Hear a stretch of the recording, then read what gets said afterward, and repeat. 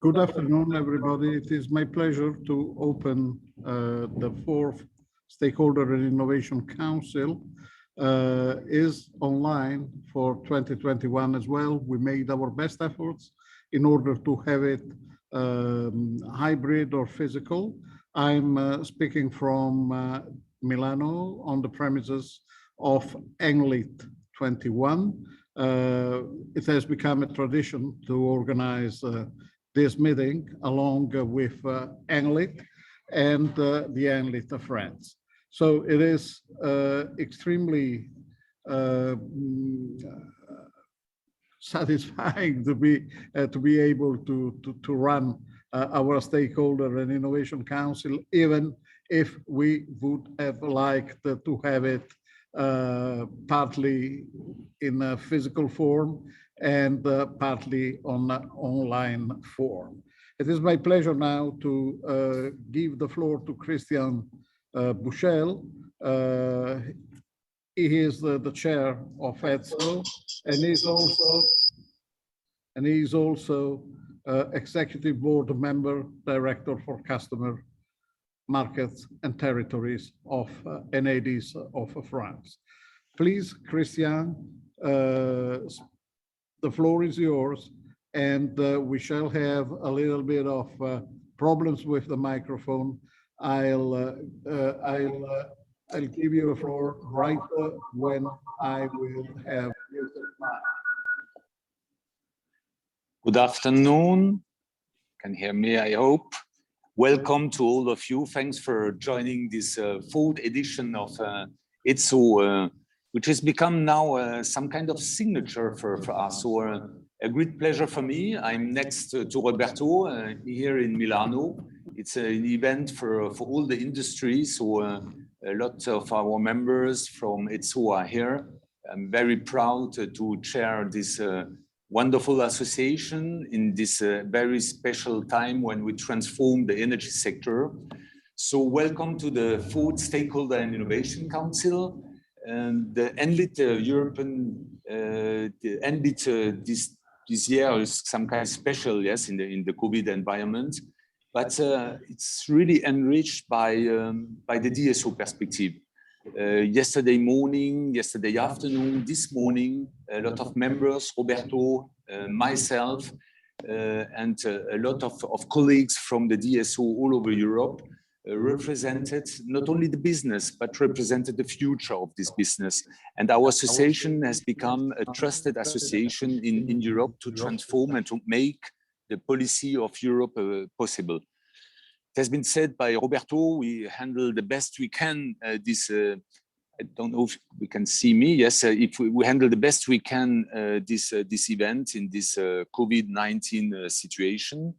So this year edition of the Council holds the title of the thin whale of renewable building a next grid generation. Why do we have chosen a so complicated name? At least for two reasons. We settled this name because it emphasizes two important challenges that we as DSOs across Europe are facing now. On the one hand, we look towards the future as well. Europe has set the ambition for a sustainable recovery oriented towards climate neutrality by 2050. This ambition translates into a quest for DSOs to adapt our mission and then keep enabling the future energy system. For sure, the energy system of tomorrow will be quite different than it is today. Clearly more electrical, which is a great news for the industry, all the industries here in Milano, more integrated, more digitalized, more decentralized, and definitely customer-oriented. DSO and DSOs as a community will be fundamental in this transformation, and for this reason, today's event focuses on the next grid generation. The second reason for this name of our events, on the other hand, we have we are faced with the economic and social consequences of an unprecedented crisis. For DSOs, the health crisis translated first into a rapid but profound change in consumption patterns, which we had to accommodate almost without support. The renewal aspect of today's event focuses on our recovery from this experience. Among the indirect consequences of the health crisis and recovery, Europe is facing a hike in energy prices on wholesale markets. Although DSOs are regulated and neutral actors, are not be blamed in the surge. The DSOs are definitely part of the European response. Look what happened on the market side. Suppliers all over Europe, some of them at least, are in a very difficult situation, which also means that I was speaking about the future of our sector, which means that we have to rethink, maybe including some elements of the market design. But we're also part of the response for the customer reason, especially the most vulnerable ones.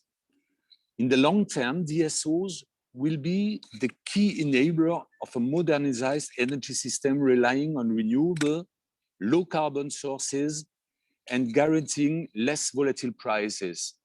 We are the future, we have to build this future. Speaking about next grid generation, the special purpose of today is to introduce E.DSO's first Digital DSO Power Award.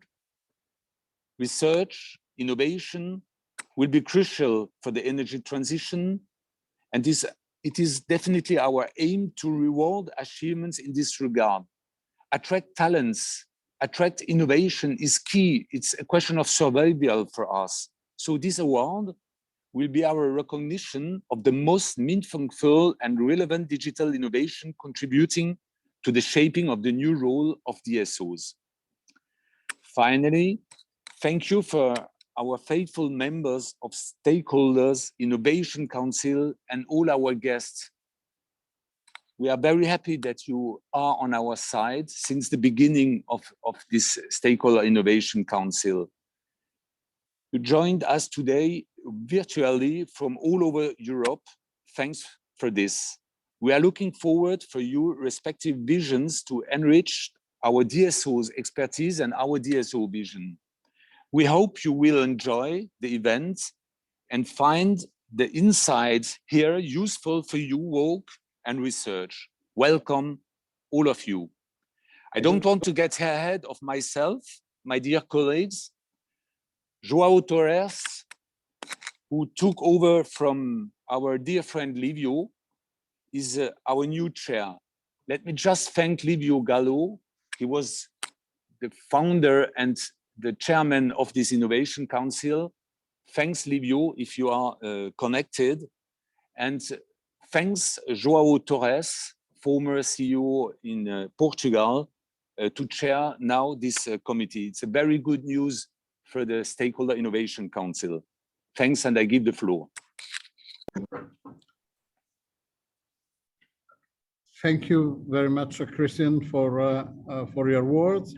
And I'm replacing for the next part Livio Gallo, whom is certainly connected but cannot be here physically today. And just to say that this Stakeholder and Innovation Council was established in November 2018, so 3 years ago, as a new innovative platform to bring in within E.DSO and outside perspective to exchange knowledge and benchmark technologies that are relevant for the distribution system operators. The Council was created as an innovative framework to help designing the evolution of electric power distribution, evolving models, and to explore fresh perspectives for E.DSO members and their forward-looking strategies. So this was a great ambition, and this is the ambition that we are pursuing today as well. The Council aimed at creating, among others, value for stakeholders, industry, society, and customers. Another series of ambition that we have fulfilled with many ideas that have come from the Stakeholders and Innovation Council perspectives and have been brought in by many of our members. Livio Gallo was among the founding members of the Council and was its first chair for several years until last year. Since 2018, this initiative has become an established body within E.DSO with a yearly awaited and very well attended appointment, whose scope is also to deliver the board of directors of E.DSO some kind of guidance and many ideas to be implemented over the coming year. Today, it is a pleasure to open this fourth edition by paying a special tribute to two eminent personalities from the energy community. We have the honor here at the Stakeholder and Innovation Council of E.DSO to announce E.DSO awards for the outstanding contribution to the progress of network technologies in electricity distribution. Our first recognition goes to Ronnie Belmans, Professor Emeritus of the Catholic University in Leuven, KU Leuven. Last October, Ronnie was celebrated with the Emeritus status for 40 years of full academic career. For decades, Ronnie has been a full professor at the KU Leuven, teaching electric power and energy system. Today, he is still active at the university, supervising PhD and master students and directing high-level projects. From 2012 to 2021, he has been the CEO of Energyville, the joint venture research center for sustainable energy supply of cities in Genk, Belgium, set up as a joint venture of Vito, IMEC, and KU Leuven. At Energyville, he is now contributing as advisor to the board. From September 2012 to October 2021, Ronnie was executive director at the Global Smart Grid Federation. Today, Ronnie is also providing technical advice to the Florence School of Regulation. Ronnie knew how to turn technology and engineering into innovation and the new business models. He has also been an inspirational figure and an outstanding reference for DSOs, and with his expertise and vision has contributed to the concept development of the establishment of E.DSO 11 years ago.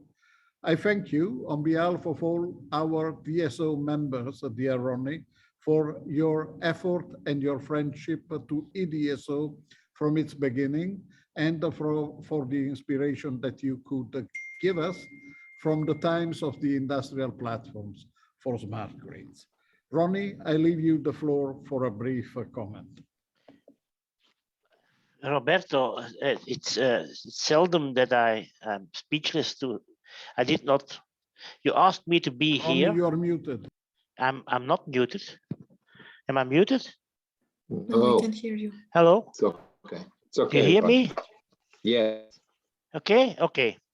So I'm speechless because I did not know that this honor would drop on me. But let me say I'm very honored, and as I told you, I'm further willing to be a part of the committee and to work with you further on. Yes, we covered an awful lot of ground. 10 years ago, DSOs were people that were putting wires into the ground to forget them. And now DSOs are driving the scene, and I think they should be. It's going to be a very challenging time that's coming along. If we look at the energy system that we are seeing now, this is totally different of what we have seen. If we just made a calculation in Belgium, if we go for more electric vehicles, if we go for heat pumps, we reduce the dependence of Europe towards the overall geopolitical challenges with natural gas and petroleum by 50%. This is so different that we are going to see that everything which I learned as when I was young as an engineer. I think that together with Livio, together with Eurobeto, together with all the people, I see now Mark McGregor, I see Joe, I've seen so many of you. The things are totally different, and we don't understand yet what is going to happen. This is good. This is challenging, but it's also financially challenging. And if I may, one small thing which we don't understand yet is a lot of your members have both gas and electricity. How is this going to work if the gas distribution goes away? How is this going to work technology-wise? We don't know. We have in Europe an awful lot of good technology providers. We have marvelous minds who can think of the future, and I'm proud of this old society of DSOs. I'm proud to be part of it. I'm proud to, hopefully also via Florence, to remain proud of it. And if I look at my friend Bushnell, if I look at all the people around here, thank you for this big honor, but I could not be there. And Roberto knows why. I'm going to tell you honestly, on Wednesday afternoons, our grandchildren are here. So staying the whole afternoon with you, I would love to do so, but there are two people in life that are more close to my heart than the whole DSO community, which are my grandchildren. Thank you for the honor. Glad to be here, honored to be here, and very, very willing to remain at your disposal for further discussions and for raising questions and try to bring some answers at certain points. Thank you. I'm honored. Thank you very much, Ronnie, for your words. And now let me proceed to the next step. And it is an extreme pleasure, exactly like for Ronnie, to deliver a special merit recognition to a friend and another outstanding reference and academic personality, close to E.DSO since the very beginning and member of its board for several years, Nikos Atsathgiriou. Well, Nikos is very well known in the E.DSO community. He was among our colleagues and friends at E.DSO board of directors that he joined in 2015 as CEO of E.DSO, Greece's distribution system operator. Since '84, he is a faculty member, and since 1995, he is a full professor in power system and electrical and computer engineering school of the National Technical University in Athens. Nikos has acted as chair and then as vice chair of the EU Technology and Innovation Platform on smart networks for energy transition. So the better known with the two acronyms ETIP-SNET. He has participated in more than 60 research, development and deployment projects founded by the EU Commission, electric utilities and manufacturers for both fundamental research and practical application. Nikos has played a guiding role in research, development and innovation projects that are among E.DSO core activities, and with his research and the unique expertise and knowledge, he has provided significant contribution to the energy transition for the distribution systems. Thank you, Nikos, for your contribution. Thank you very, very much for the friendliness that you reserved to your E.DSO colleagues and to all the colleagues that participated in the projects you managed and have been supporting you in your years at STEP and in our project committee. Nikos, you have the floor. Thank you very much, Roberto, for this very touching introduction. I'm deeply honored by your invitation. I'm extremely happy to be among the DSOs of Europe. In fact, I feel also very fortunate that I have been during this transition of the European networks. And now that they are facing great challenges, the transition of the system. From the very early beginning of my research career, I have understood that the transition to the high penetration of renewables cannot happen only by large wind parks and large photovoltaic stations installed to the transmission network, but also that the distribution level of distributed resources and the active participation of customers was equally important. And now we see that DSOs have become the protagonists of this transition of the power system. In fact, DSOs are closer to the consumer, are also closer to the big developments that happen today, and helped also by digitalization, have become the main drivers of this change. In fact, today that more and more renewables are installed in the network and they displace thermal generators, DSO distribution systems have become the main source of flexibility. And this is very important so the system can operate efficiently. So it's more and more obvious now that DSOs also help by digitalization can be the main actors that lead this change.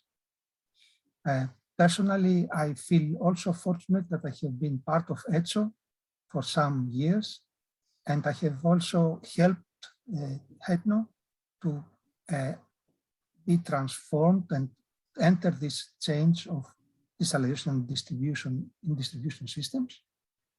And as chair of the ETIPSNet, I have representing E.DSO. I have also tried to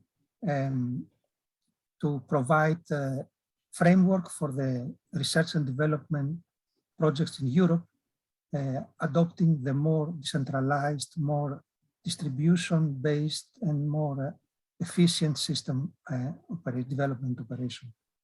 So I want to thank you very much for, and I'm still really feel part of this family, and I'm still working for distribution systems in research, and I'm very glad I still can do that also through ETIPSNet. So I want to thank you very much for being with you all these years and for continuing following you. You're doing a fantastic job, and I'm really honored about your invitation today. Thank you very, very much. Thank you, everybody. It is always to us to thank you, dear Nikos. A pleasure to see you, even only on a screen and not in flesh and bones. Let's hope that we go back to physical events as early as possible. And now it is my pleasure to give the floor to another older friend, but he's not awarded anything because he's too young. But anyway, Manuel Sanchez has played a fundamental role for DSOs within the European Commission. He has contributed to key policy and regulatory issues related to the digitalization, to the key policy and regulatory issues that have developed the DSO approach to smart grids, starting from digitalization of the energy sector and all the way through the market design initiative under the Clean Energy legislative package. Manuel has joined the Commission in 1996, has launched the European technology platform Smart Grid in 2006. He is now active as external consultant at Acer. He has all the characteristics to be acknowledged as a real guru in the smart grid sector.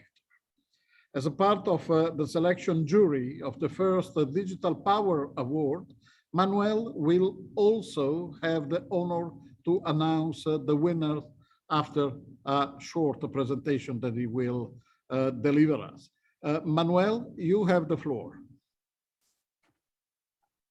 Good afternoon, and thank you very much for the invitation. And thank you very much for this nice word.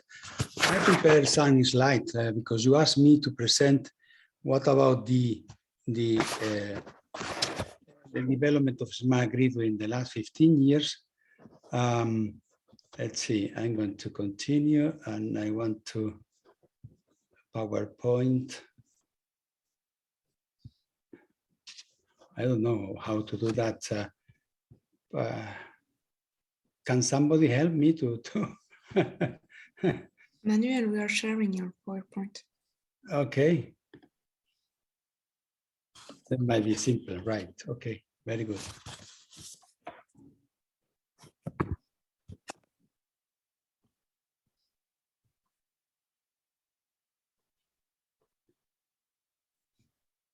You are going to project the slides.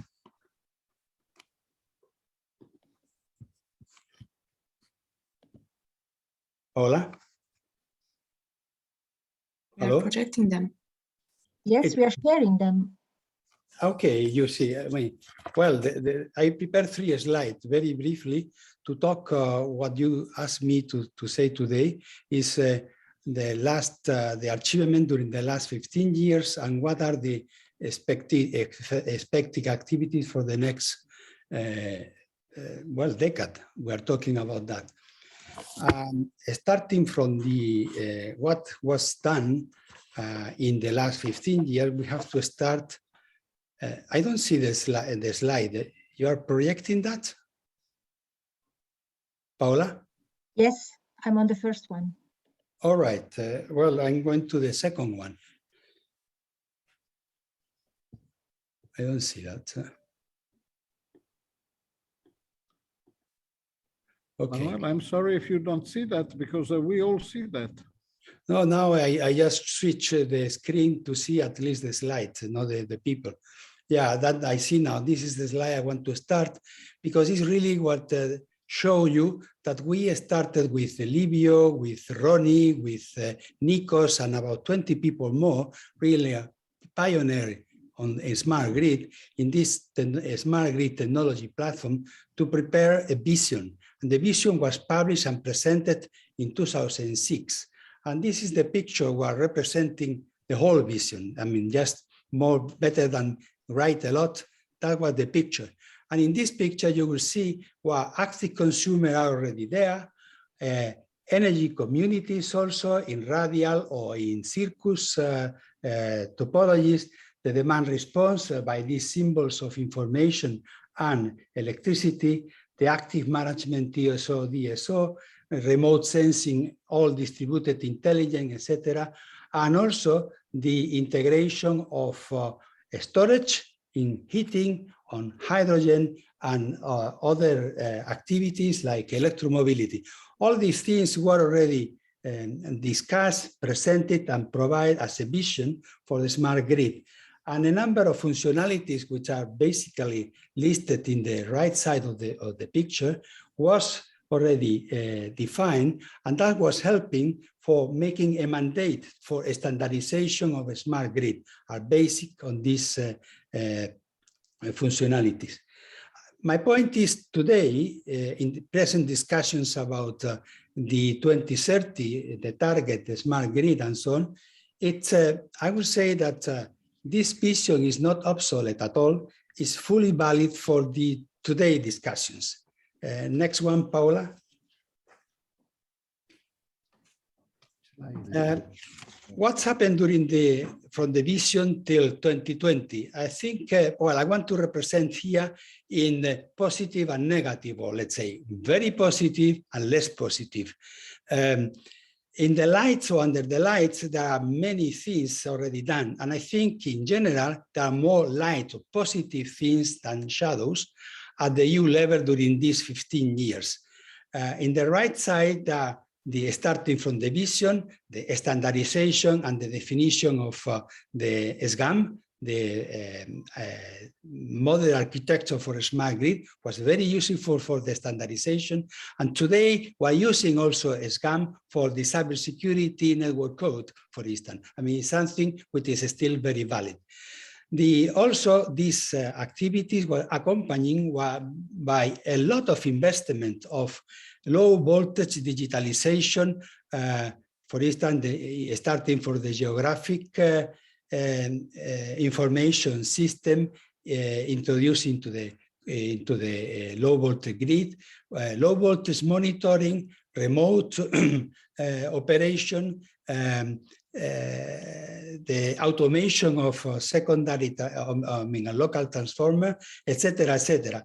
In reality, we counted more than 1,000 projects from a value of large or higher than 5 billions, where the DSO has invested about 60% of this amount. And basically, the 75% of this investment and project are dealing with the demonstration and deployment activities. I mean, this is really very interesting to see that investment were already started during the last 10 years, and a lot of them was done to modernize and digitalize the low voltage and medium voltage grids. One of the topics also where we pay special attention, and I think in general the people, was about the rollout of smart meter. There was like a focusing on a smart meter rather than really focusing on smart grid, the whole activity. But for a smart meter, we make a benchmarking study in 2014, and apparently everything was indicated by 2020. About 75% of customers in Europe will have a smart meter installed.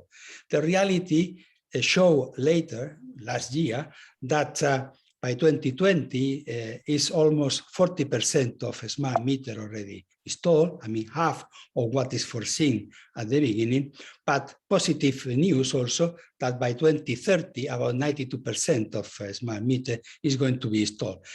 This is important because the smart meters are to a smart grid, like a smart grid is to the digital transition.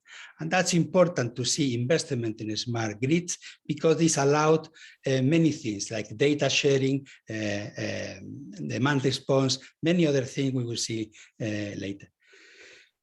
Finally, the legislation also, the winter package or the electricity market design, introduced a lot of the discussion we had in the task force for a smart grid.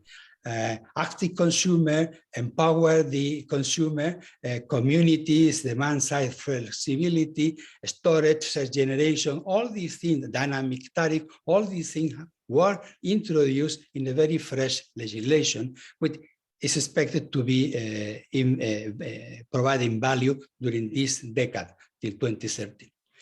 On the left side, I try to represent the less positive things, the shadow, I call them. And the first thing you see on the top is the flexibility. I mean, this active system management, the data use and data reuse and data sharing, and the cybersecurity. These three activities are key for a smart grid, a key component as a smart grid solutions, and are key also to achieve the 2030 target. But, and I want to make some parentheses on that, because when the present legislation, current incentive regulation, these activities, which are mainly basically OPEX solutions, are not very much attractive for the DSOs or TSOs. Not very much, and there are good reasons for not be so much attractive. For instance, the rate of return for CAPEX is much more higher than the one from OPEX. Or, for instance, these OPEX solutions are moving close to the design limit the systems, and we need more operation, let's say careful operation, and of course use much more the system which is available. one of these, this fact we can see in the project of common interest. In the picture shown in this cake, we see that there is a delay of project of more than 40% of the project have been delayed because of this kind of, let's say, innovative OPEX activities. Another thing also about the regulation is the project in the list of project of common interest, only 6 or even less than 6% of the project are dealing with the smart grid in the last list.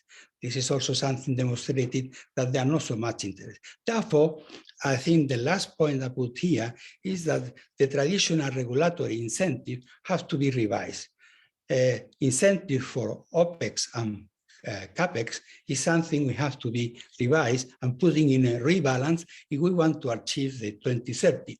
And this is we can see that if, based on the study of the E.DSO, about 500 billions of euro are necessary to achieve such targets, the question is, if this incentive for OPEX and CAPEX are not being really revised, the question is, are we going to spend the 500 billions? This is a question to think about that. The next slide, please, is just the conclusion. And I want to suggest for discussion about 10 actions to be performed during this decade, based on the experience we have in the past and the lighting and shadow areas. The first is to continue with stakeholder discussion on policy, financial, and regulatory issues. This is something we have done during 10 years in the task force. I don't want to say that the task force for smart grid have to reactivate it, but something like that, some table for discussion should be put in place.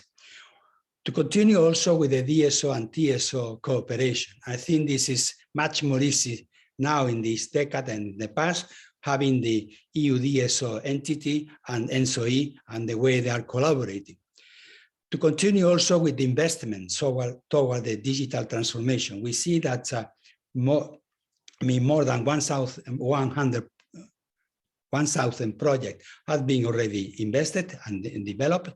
But the question here is, continue with the digital transformation, but really taking care that investment should benefit not only the system operators, also the end users. And that could be an essential part of this smart grid activities. To continue finally also with the research and demonstration and innovation project. This is fundamental to continue in this transformation. The second big group is to adopt new things, and particularly delegated and implementing act. Those are already in the clean energy package, is the interoperability and harmonization of access to data to support innovative business model. This is fundamental and should be done as soon as possible. I know work is doing very well and progressing quite well, but this is really important. The second thing is cybersecurity. The network code is now being drafting, and if everything goes well, this year we will get the adoption of the network code on cybersecurity. And last but not least, also the flexibility market platforms and the new market on flexibility, including demand response and other kind of flexibility products. It's essential that the E.DSO use this and procure flexibility for the system operation. And other things, as I said before, is exchange on best practices, on cost-benefit analysis and KPIs, on innovative incentive. This is really to rebalance the CAPEX versus OPEX in order to activate and encourage the use of OPEX. I think this is one of the key activities regulators have to put on the table. I think also some stakeholders could be consulted for that, and it's absolutely necessary, in my opinion, to go ahead with that as at the beginning of this decade. Last but not least, update and train new digital skill on all the levels, not only university level, also at the working level. And finally, I think we should not forget also to enhance international cooperation. Europe is not alone. Europe's industry in Europe should also lead these activities. And I think that's also only possible enhancing the international collaboration. Well, thank you very much. That was the slide I presented, I prepared for you. And now, as Paola, you can leave that. Now, what already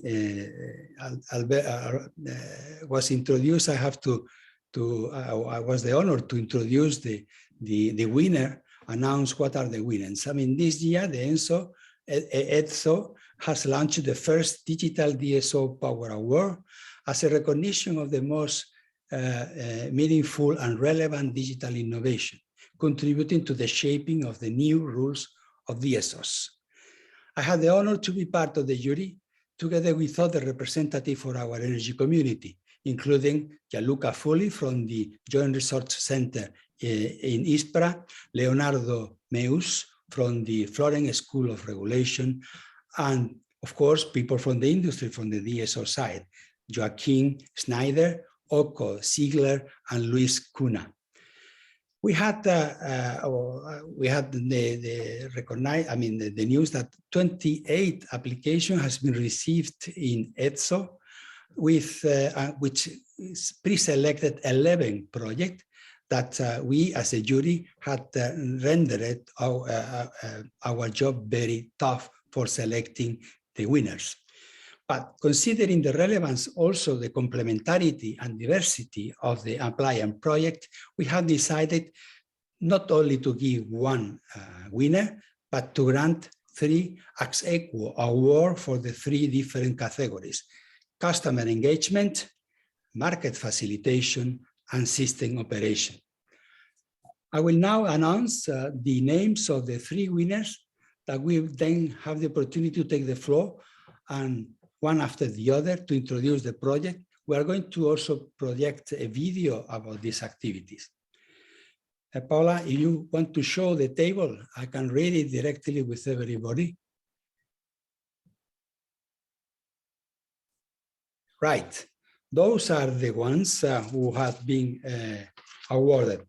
On the first category, the project Fluvius is a DSO Bost customer insight with data, where Ellen Deckens, product owner, and Fluvius will give some words.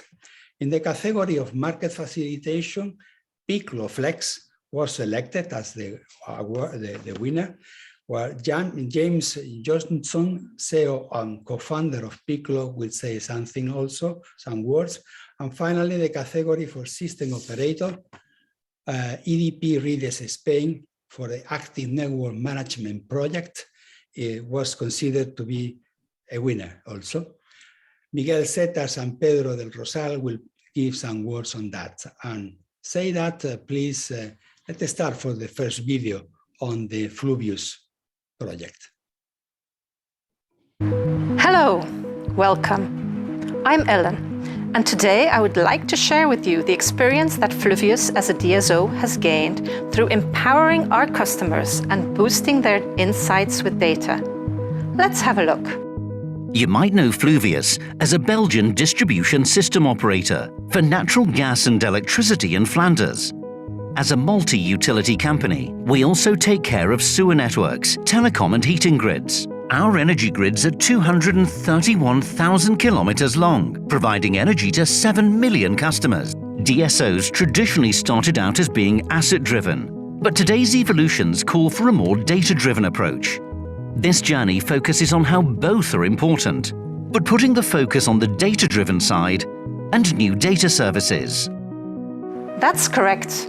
Let's take the example of our digital meters and the opportunities provided.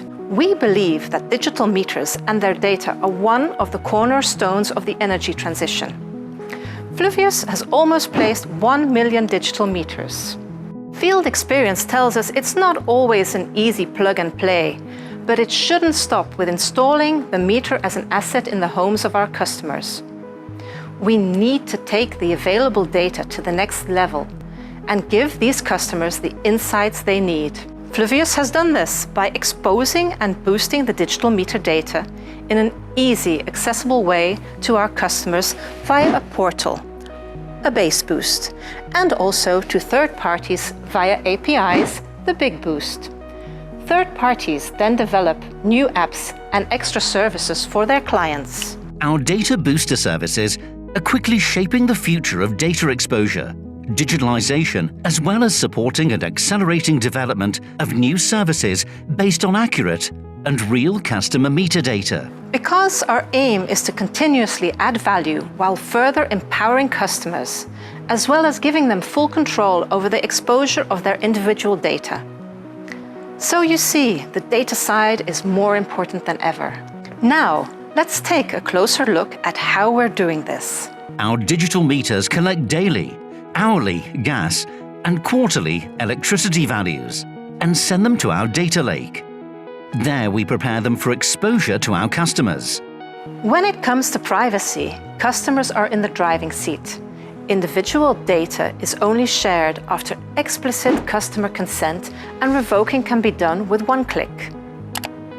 And that's because we take privacy and GDPR very seriously. This daily data is easily accessible through a free customer portal, Base Boost, or is exposed to third parties via APIs, one-time fee. With this data, they can supply their many customers with apps and extra services, Big Boost. This can be done by combining our data with other available data. Linking meter data insights lead to less consumption and a lower invoice and balances the DSO grid load. For example, 15-minute values and peak values give insights on how to get the most out of dynamic pricing or new pricing models. This helps advise consumers on how to adjust their behavior, and also it benefits their wallet. As a DSO and data provider, Fluvius continues to support the energy transition and helps customers and companies take big leaps forward. The data and digital services are key to developing new products and digitalizing the energy market. By boosting the data with dynamic and easy tools, we allow that data to be accessed in a fast, secure, and GDPR-proof manner. Our customers are becoming more and more active, requiring new solutions on our grids and data services. Our goal is to continue to closely collaborate with partners and companies to enrich and expose the data, and by doing so, prepare to provide future solutions. But this is only the beginning. The Base Boost and the Big Boost are the first realizations and will serve as solid building blocks for our next challenges. And that's why I believe Fluvius would be an excellent digital DSO Power Award winner.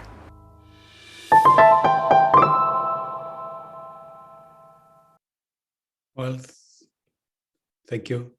Hello. Hello. Well, Helen. Come. Congratulations. First, congratulations for that. And now, Helen, we would like to give you the floor if you want to remark some of the points of the project. Perfect. Thank you so much. It's truly a great pleasure that I can virtually receive this beautiful and meaningful award on behalf of Fluvius here in Belgium. I think the category of customer engagement means a lot to us, and it's right down the alley of one of our own values of our company. We have customer centricity. So that matches really very nicely.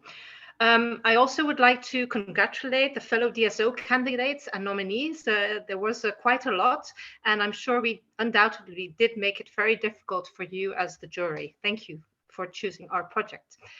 So please join me just on a short journey on how we aim to make the difference with our APIs and data products. We really want to focus on getting customer empowerment and taking that to the next level. And we did this really by focusing on two segments. One customer segment are the clients who want to look at their own data and learn from it. We did that with our base boost. But then also we felt that the market was really a need. Third parties were very hungry for data, the digital meter data. And we were looking at setting some products for them as well so that they could move forward with their clients and innovative projects. So as I said, as I mentioned in the video, we really do support and wish to facilitate the energy and climate transition. We believe that the digital meters and the data are one of the cornerstones for this transition. And I think we've now already more than 1,100,000 digital meters, 100,000 digital meters in Flanders. And it's really that data from the meters that we think is key for the future. So we want to continuously improve our products and make the data accessible, but really while empowering the customers, as well as giving them full control over the exposure of their individual data. So do I want to share it with a family member, or do I want to have commercial services? Really, it's the client who has full control of the data and can expose that. We really wanted to unlock the digital meter data and give it to the customers. I spoke to you about the two segments, our own customers and the third parties. So a little bit more of information about our base boost. We use internal APIs to feed our customer portal and give these clients daily consumptions. We present them new data every day in an easy, accessible way, so they can view it with graphs, but they can also download it in CSVs. And the granularity of the data that we provide there is 15-minute values for electricity and hourly for gas. The big boost, we really focus on another segment, other clients, which is the third parties, to develop innovative services. They can present apps to their clients, and but I think the strength there is, again, it's based on that individual customer data. And one new thing, as in the video I mentioned, it's also the solid building blocks for the future. But we're also looking at these two previous ones are already live and accessible for clients. New is one project that we're doing at the moment is a data link VO. We're looking at linking with governmental applications and focusing on providing these services with the individual data, so that these government applications can really service the public in general. So again, that's widening the scope that we can give the digital meter to the customers and empowering them like that. Okay. One important thing, just finishing up there, is just saying that customer consent is really important in this whole thing. And what I didn't quite mention in the video, what's a nice key takeaway for the colleagues DSOs, is that we did this together, really working strongly with the market. So we organized a lot of workshops and refinement sessions with real companies who had the real need for the data. So that was our burning platform and common goal. And it really helped to make the product what it should be and what the need of the market players were. So we have around 90,000 clients already of third parties who have who are up and running with that one. And we didn't say that one size fits all. Yes. Ellen, sorry. Could you please rapidly wrap up and finish your intervention? Thank you very much. No, not a problem. It was my last sentence. So I was just saying. We did the one size fits all. We didn't quite manage that, but we did one size fits most. And I think that was really contributing to the success as well. So thank you again for our award. We thank you. Next time you go so long, we withdraw the prize and the award. Oh, I thought 5 minutes. I'm sorry. It looks like a very exciting project. Therefore, it's difficult to condensate everything in 3 minutes.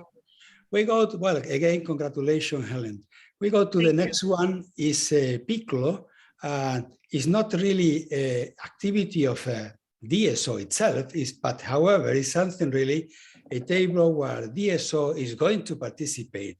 And this experience is the first which is, I mean, have a lot of merit from the jury. We recognize that. James, congratulations for that. Could you also condensate in a few minutes all what you have achieved?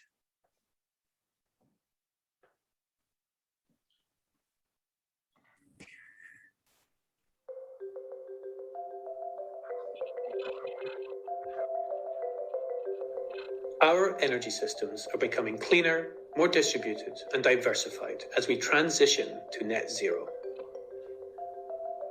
However, as we face the rapid rise of clean technologies such as renewable generators and electric vehicles, maintaining this delicate balance of supply and demand becomes more difficult for our electricity grid.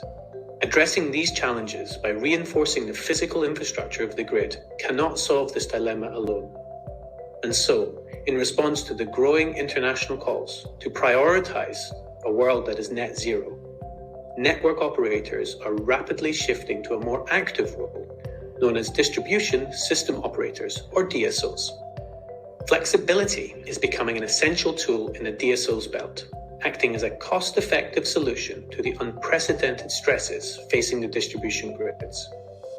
Yet, highly localized requirements mean that complex manual processes are a barrier to procurement. We must move to a smarter, user-centered, and digitalized solution that enhances visibility and participation. And that's where Piccolo comes in. Piccolo Flex is an independent marketplace that brings distributed system operators together with flexibility service providers known as FSPs to accelerate the journey towards a smart and flexible energy system. By placing humans at the center of our design process and using the latest web technologies, Piccolo Flex reduces the friction to procuring flexibility. So how is this done? If you're a DSO, once network constraints have been analyzed and forecast, you can publish your flexibility needs on Piccolo Flex as competitions. These competitions include information such as where and when the service is needed, the network connection level, and the type of service required.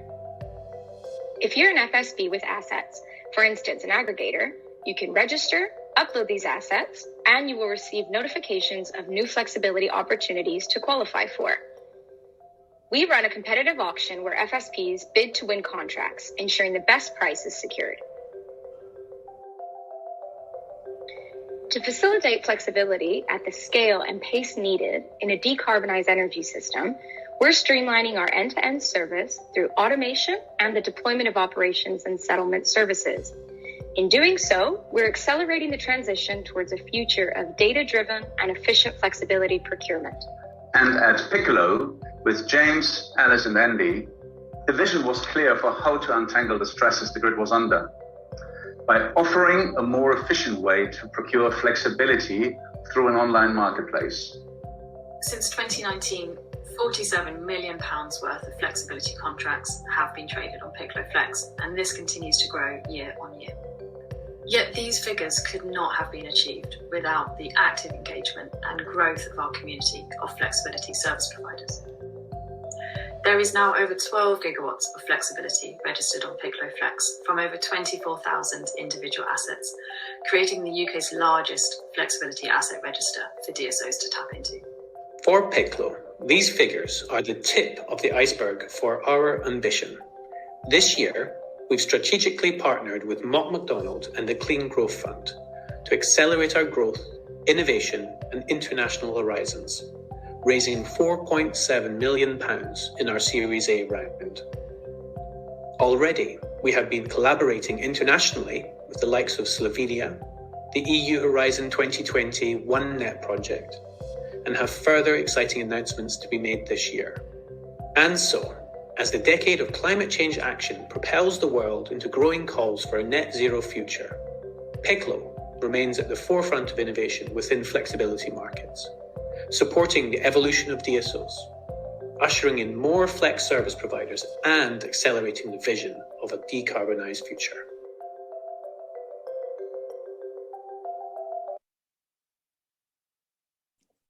Well, that's quite clear.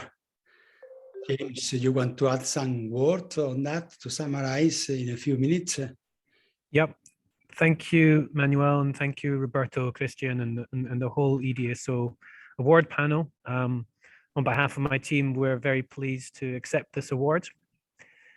I think stepping back, we collectively, everyone's got a lot of work to do if we're going to decarbonize our economies rapidly over the next 10 years. And a key thing to doing this is partnerships.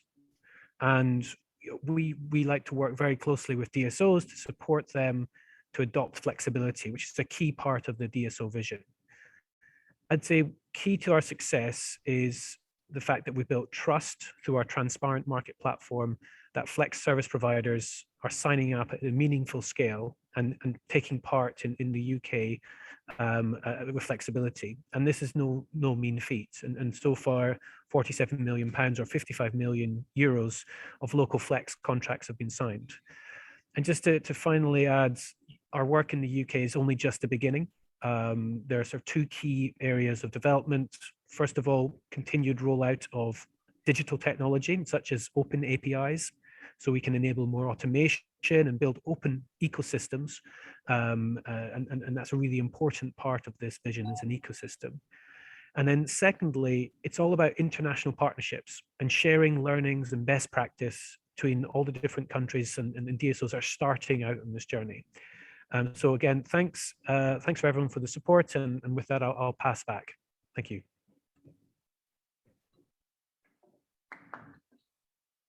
Very good.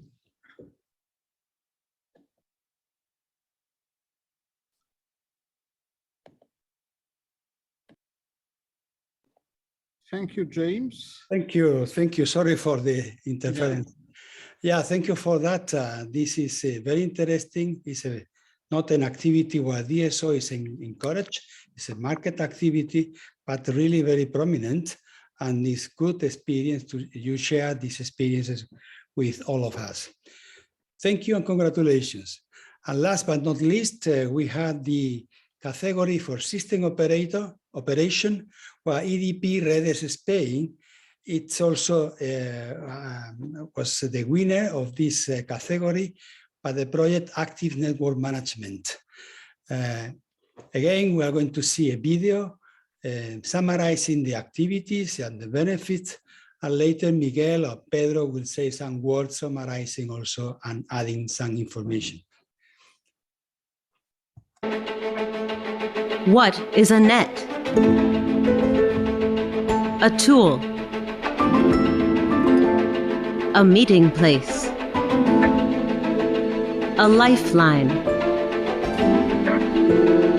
a goal to be achieved. To us, network is challenge. At EDP Redes Spain, we know that in the coming years we face the challenge of adapting to a fully flexible market.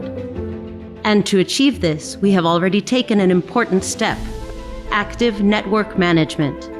The EDP Active Network Management is the knowledge in real time of the network status and the remote ability to operate it, essential to address the challenge of managing flexibility markets, which will include distributed generation and electric vehicle charges, to improve the overall efficiency of the network and the greatest possible integration of renewable distributed generation, which will allow Europe to continue leading the decarbonization commitment and thus actively fight against climate change.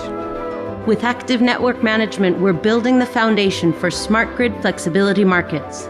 To achieve this, we've developed and implemented various operational systems at EDP Redes Spain.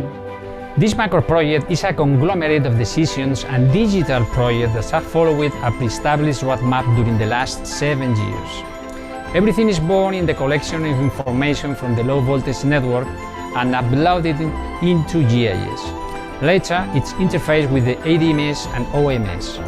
Next, the interface with the AMI system, making the low voltage grid alive. And now we are rolling out a new system called Flash Forward. Despite the complexity of each phase, due to the different technologies to link huge amount of data and real-time context, all have been completed successfully.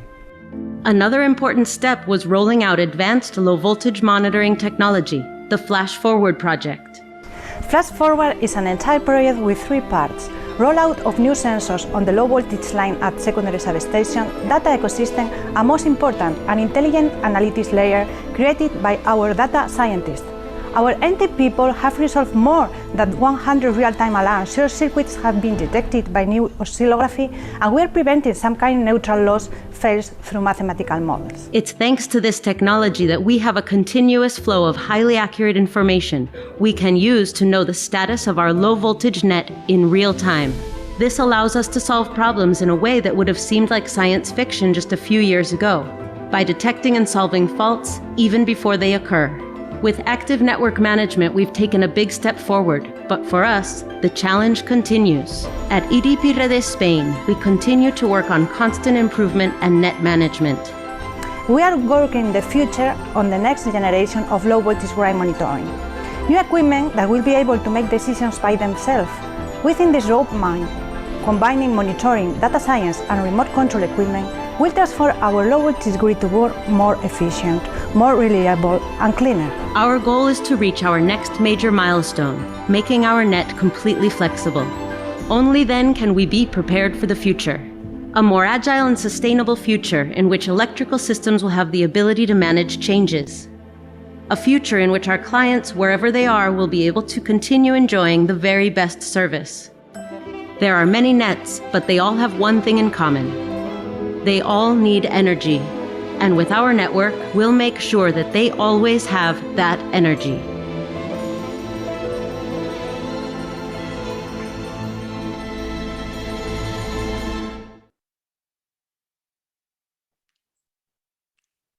Well, okay, now again, we will ask Miguel Zetas, the CEO of EDP Redistribution, or Pedro del Rosal, to summarize in some words the project, which is really a DSO activity. The floor is yours.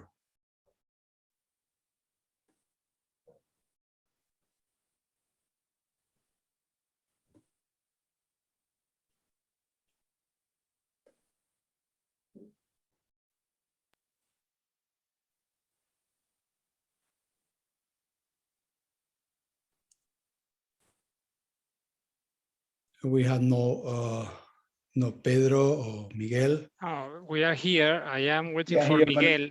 Okay. Yes, we are here, but I think you don't see the video, my video. So if you can please. We saw We see you, Miguel. We are seeing you. Very good. So good morning. First of all, I would like to greet Christian and all the DSO representatives. I would also to congratulate my colleague João Torres for being appointed to be chair of the Stakeholder and Innovation Council. As you know, EDP is a long-standing supporter of E.DSO, and we'd like to reaffirm our total support to the role of promoting international cooperation within DSOs. EDP is totally committed with that cooperation. This is a very special moment for us. It is this recognition is a very special, has very special meaning to the 6,000 employees of EDP Redes. We are present in, as you know, in Spain, in Portugal, and in Brazil. We have today more than 11 million customers, and those customers they represent today 76% of the distributed energy is already smart metered. So we, as the previous examples shown, we are also very committed with the implementation of smart grids. We have recently represented EDP at COP26, and there it was very clear that the efforts of reaching net zero by 2050 and being carbon neutral depends heavily on global digital and green grids. And that's obviously, for EDP, one of our main strategic objectives. So thank you very much for this recognition. It means a lot to us. Thank you to the jury that made this selection. Also, I would like to compliment Alan and James and the rest of DSO fellows for all the works presented.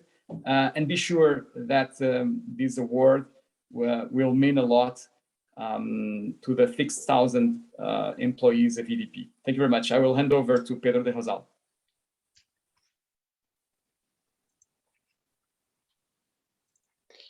Hello, everybody. I don't know if my video is on. Anyway, I just to complement the Miguel Zeta's words. The low voltage network is the field where the most important transformations are taking place that are necessary to face the enormous challenges related to the energy transformation, which we are immersed. The final objective of this project is to manage smartly the network, taking advantage of different systems and technologies deployed that we have put to work in an interconnected way, creating a smart ecosystem. In fact, this is what a smart grid must be. In the coming years, we will see how other digital technologies will complement this roadmap with improvements and added values that some of them are even audacious to mention in this meeting. Optimizing the in real time the behavior of the network in terms of efficiency, resilience, and sustainability. We hope to be present in the future calls for these words, competing with the rest of European companies, being aware of the enormous challenge and difficulty due to the quality of the context in which we find ourselves. Thank you very much. Thank you, Pedro. Thank you, Miguel. Again, congratulations to all of you, James, Helen, Pedro, Miguel. Now I give the floor to Roberto, which is the master ceremony for this event. The floor is yours, Roberto. Thank you very much.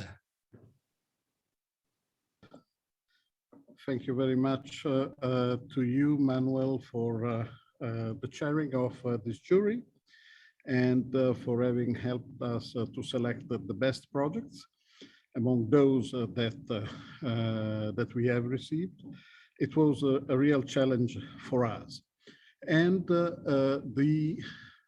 let's say the challenge was at a certain point that we had a project that we could not put into any possible classification. And it was an innovative approach to knowledge sharing and to the use of digitalized resources. So we decided autonomously to go one step forward and install the first DSO Digital Power Award, which was, sorry, this is the wrong slide. Okay, so the prize name is a knowledge sharing award. So we think at E.DSO that the knowledge sharing among the members must be capital in our activity. And since knowledge sharing has supported very much of the activity of our members over the COVID period, sharing experiences and know-how on how to cope with this new emergency, and that knowledge sharing has spun over to cover also the ability to cooperate in terms of grid resilience and other physical adverse events. We decided that the fact to render one knowledge available to others could have been deserving a special recognition. So it is my pleasure to ask Robert Denda to deliver a few words on this. Robert is Head of Innovation and Industrialization at Enel Global Infrastructure and Networks, and he is the sole administrator and CEO at Grid Expertise. A brand new name, a brand new brand. Please, Robert, tell us more about this. Yes, so thank you very much, first of all, for the award. Thank you very much for the, I think, this very great initiative. Also, congratulations to the other winners of the other categories. I followed the presentations, all very interesting initiatives. Yeah, so Gridspertise, in fact, is a new initiative that we started at Enel just very recently. And just checking if you can see me here, I was switching on the video. Yeah, it's that we just started recently, basically putting together all the knowledge, the technologies, the solutions that we have created during the last 20 years, let's say, and of course, with so many generations of technologies that helped us within Enel to digitalize the power grids in the different places all over the world.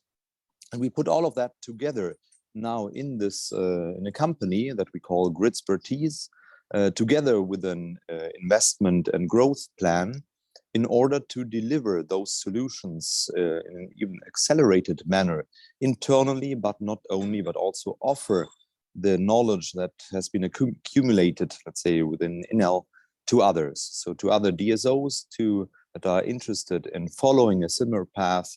And because we really believe that the sector, the overall sector, when going towards the energy transition, faces very similar challenges, and maybe part of our knowledge and part of our solutions can really help accelerate also efforts of others. And at the same time, we also are absolutely convinced that we will also learn a lot during that path as well from others. So it's really opening up further, let's say, all our technological development to other DSOs. And we have structured a portfolio where we basically offer solutions in the field of everything that goes, let's say, towards the customer, so including smart meters for sure. Then we have another area where we have put together the solutions that help us operate in a very efficient way the digital grid, so digital substation technologies, sensors, flexibility, and different other technologies that are always devices and IT and OT solutions that come together and create that value. And on the third part, we also have put together those solutions that help the field people, the field crews, in becoming more efficient, using digital technologies, having access to the digital twin of the network, and so on. So, and these three dimensions at the end together, of course, mean a 360 degrees digitalization of a power grid company, and can enable, and we really want to enable this leapfrogging effect to other DSOs and working together, let's say, with others. So it's really opening up what we've done in the past, opening up what we will do in the future, and really cooperating with others, let's say, at global level. So that is Gridspertise, and was recently created in September, and we launched in September. Let's say the project has been created a little bit earlier, but now we're really there available also to cooperate with any DSO who's interested in learning, sharing, and putting together, let's say, the effort in digitalizing towards the energy transition. So thank you very much again, and it's an honor to receive this award. Thank you.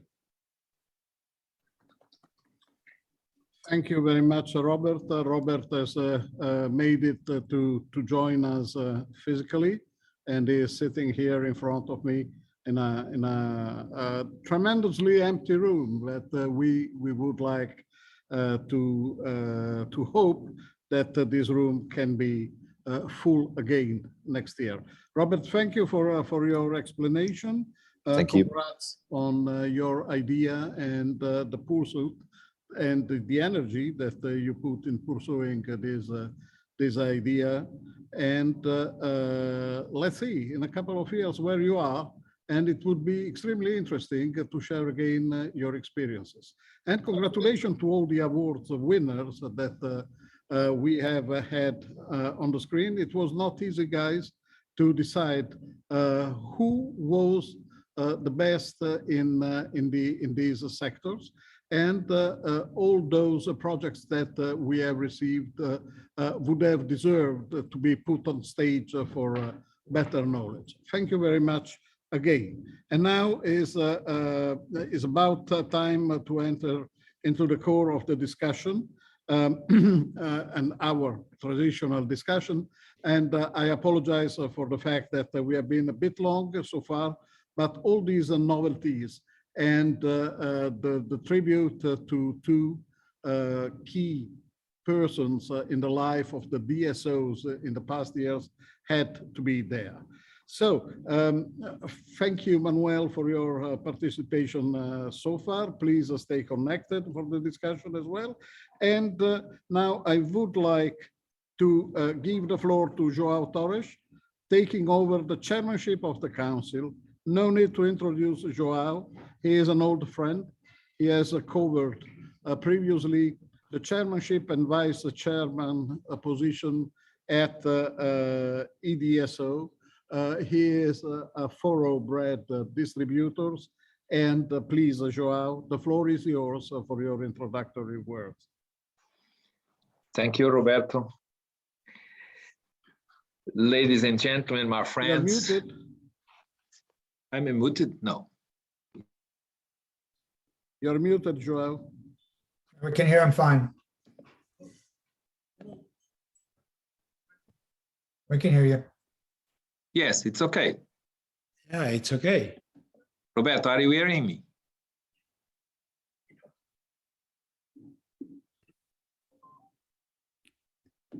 Are you going?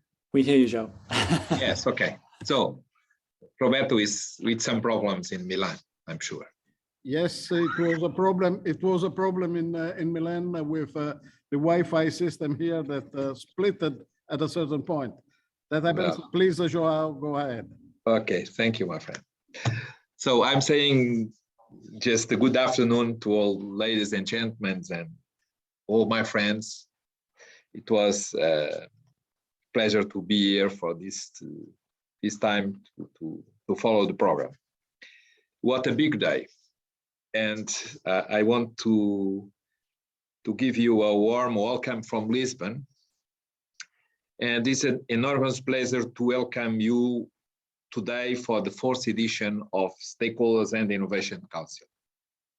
This year edition, my first edition as chairman, following my good friend Livio, could not even come at a better time. Still not in the best conditions, as was referred by Roberto. As we will emerge from the pandemic, innovation will be key for the success of our digital and our green agenda. Well, at this point, I want to salute Nikos and Ronnie. We have a long journey together, and we are very proud of our pioneers. And of course, a great abrazo to Manuel, another pioneer. 5 years ago, we created the SIG to gather future-looking ideas and to deliver solutions that work for both, for our sector and for customers. Looking back, we demonstrated the innovative potential of DSOs. Today, also, we could not all sit in the same meeting room. But I'm really proud of the collaboration and agility DSOs has shown during these unprecedented times, while most importantly, keeping our customers and their families top of mind. I'm glad SIG always prioritizes innovation. The Digital Power Awards just announced are a proof of it. And I want to give congratulations to the winners. Because it is only through innovation that you are going to get to the goal of net zero that was referred during the past section. DSOs are nearing at once in a generation peak for electricity investment, which provides both the opportunity and necessity to develop, test, and deploy leading-edge grid monetization technologies. The past year has challenged us in many ways, but we have proven that even under the most difficult circumstances, DSOs will work diligently to ensure very best service, the access to uninterrupted electricity. Looking ahead, DSOs will continue to future-proof by preparing for an electrified future. Electrification is a safe bet in EU ambitions net zero by 2015 targets. And we are hard at work to ensure electricity is part of the solution. This year edition focused on renewal and relies on three thematics. First one, future investments. Second one, regulatory framework and financial enablers. And last point, the last thematic, parameters and features of new E.DSO role. The far-reaching vision offered in this edition represents a new and more ambitious role for DSOs. It calls for new actions from governments, regulators, and companies. It is an opportunity to continue delivering the three pillars of a strong system: reliability, affordability, and sustainability. The vision represents a real choice, a choice to pursue a proactive and coordinated approach to shaping our electricity future over a passive and fragmented approach. So, to make successful breakthrough innovation possible, what we need is a breakthrough innovation in sync. And that, of course, is where the Innovation and Stakeholders Council comes in. I want to thank all the team that prepared this event, and a special thanks to all the speakers kindly available to be with us. Mark and Philip will manage Idea Labs as a master duo, as always. To end, it's great to see so many of you here today from all those different backgrounds and perspectives, not just to celebrate what the E.DSO Stakeholders Innovation Council achieved so far, an impressive start in it, but also to prepare the ground for the future so that together we can make impossible happen. Thank you.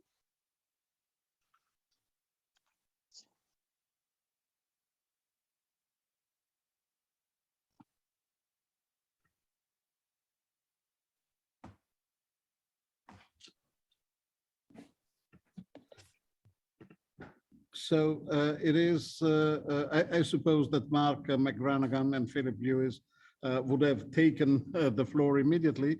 Thank you very much, Joao, for your words.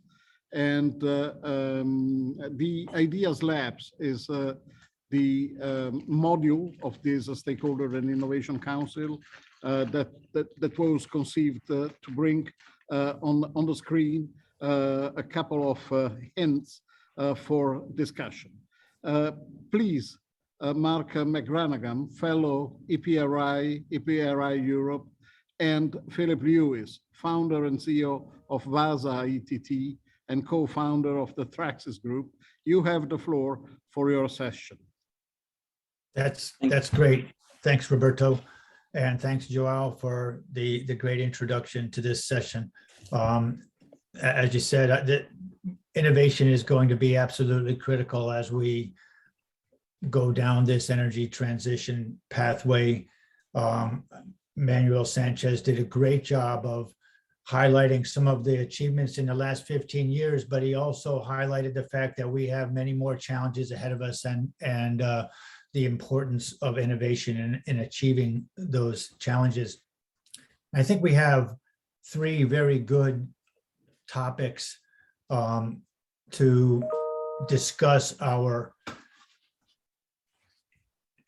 gonna go ahead and start my video. Thank you, Paolo, Philip's here as well. And so we're happy to kind of coordinate the discussions around these three topics. We'll start with a discussion of the investment requirements that we see using the Deloitte study of connecting the dots as a starting point for that discussion. I think that's going to be a moving target as we figure out what the investment requirements are in the future. Then we'll talk about the regulatory and financing issues in being able to make those investments and facilitating those investments. And finally, we'll talk about the role of the customer, engaging the customer, and what that means to the business models and how those investments are going to be achieved. The way Philip and I will do this is I will coordinate the first two topics in terms of introducing the speakers, and sorry about that. I'll introduce the speakers for the first two topics. Philip will coordinate questions that come and discussions that come from the chat, and I encourage everyone. We have a great, as Joel mentioned, we have a great attendance here today of experts from DSOs throughout Europe, E.DSO members, as well as other members of the Stakeholder Council. So we encourage everyone to participate with questions, and if we can call on you to ask those questions verbally, we'll do that, and Philip will gather those up so that I can make sure that we address those appropriately. And we'll try to pull together the important conclusions from these discussions at the end of these three sessions. So we have some time to talk about this. Philip, you want to add anything here as we get started? No, I think that's good. Just to reiterate the questions, feel free, please, to ask questions, and we'll try to add those in as we go along. So we want to challenge the speakers as much as we can. Great stuff. All right, let's get started with introducing the topic of investment requirements as we go forward. And we have three perspectives that we'll provide. We'll start with we're going to start with Alberto. Is that right? Okay, good. Start with Alberto Amores with Deloitte to kind of give us an overview of the Connecting the Dots study. All of the distribution system operators, participated in this. They evaluated investment requirements on a country-by-country basis, and I think there were some very important conclusions there that should help us get started with the discussion. So Alberto, we'll give you the floor first. Hello, good afternoon to everybody.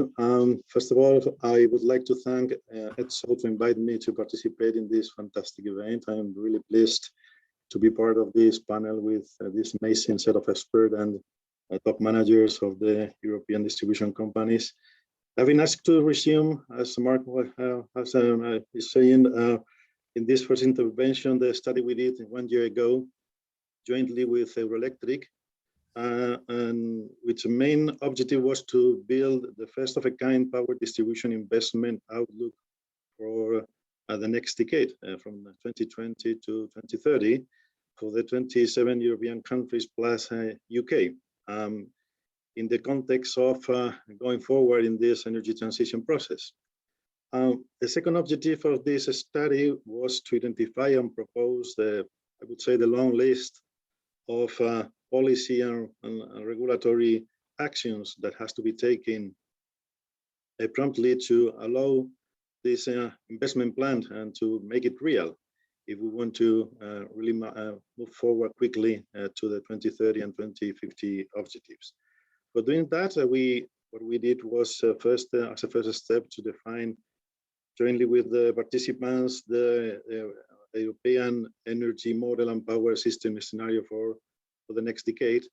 And we also identified, and a second step, identify and define properly what are the main challenges that the E.DSO has to face during the energy transition process. So if we move to the next page, please.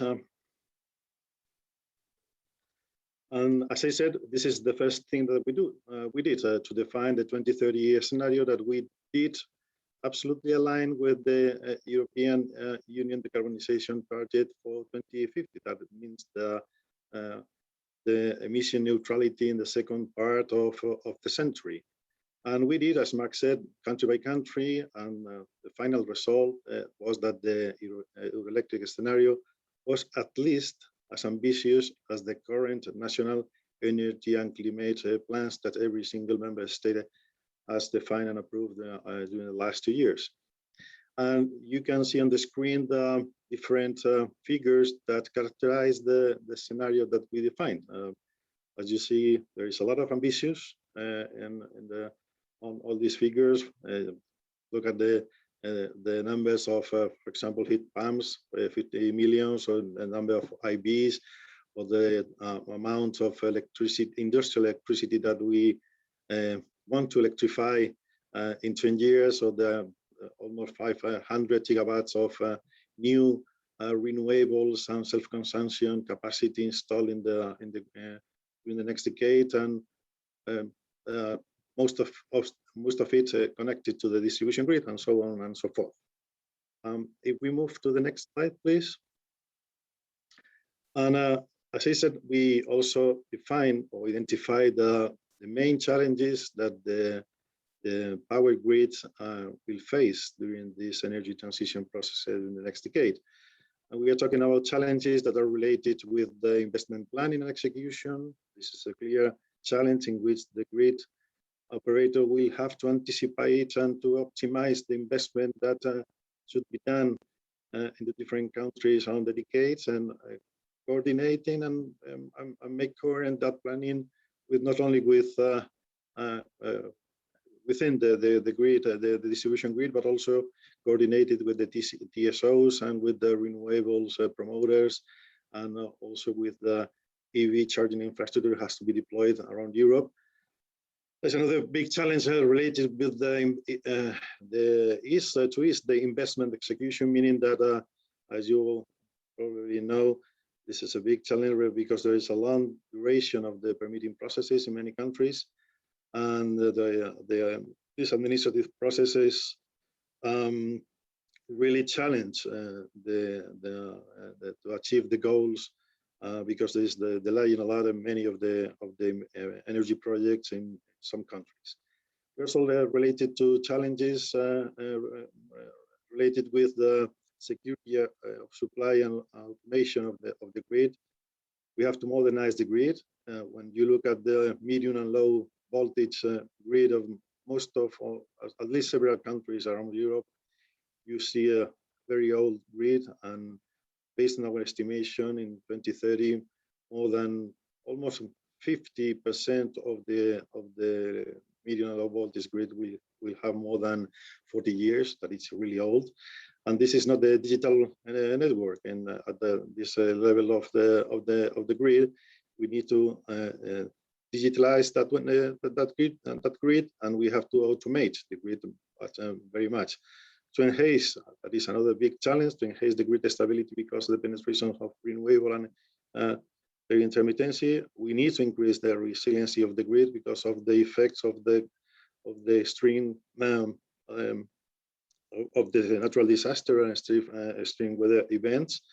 And we also have to face a big challenge of enhance the data management, not only of the grid facilities, but also the customers and all the distributed resources and renewable plants that we have connected in the grid every year. For sure, a big challenge regarding cybersecurity. This is a big challenge for many things, and also for the grids.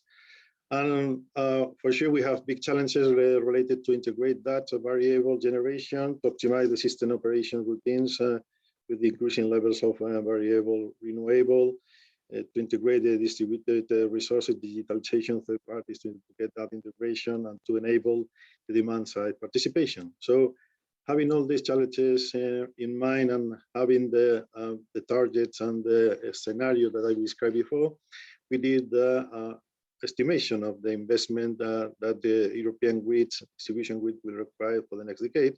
So if we move to the next slide, please.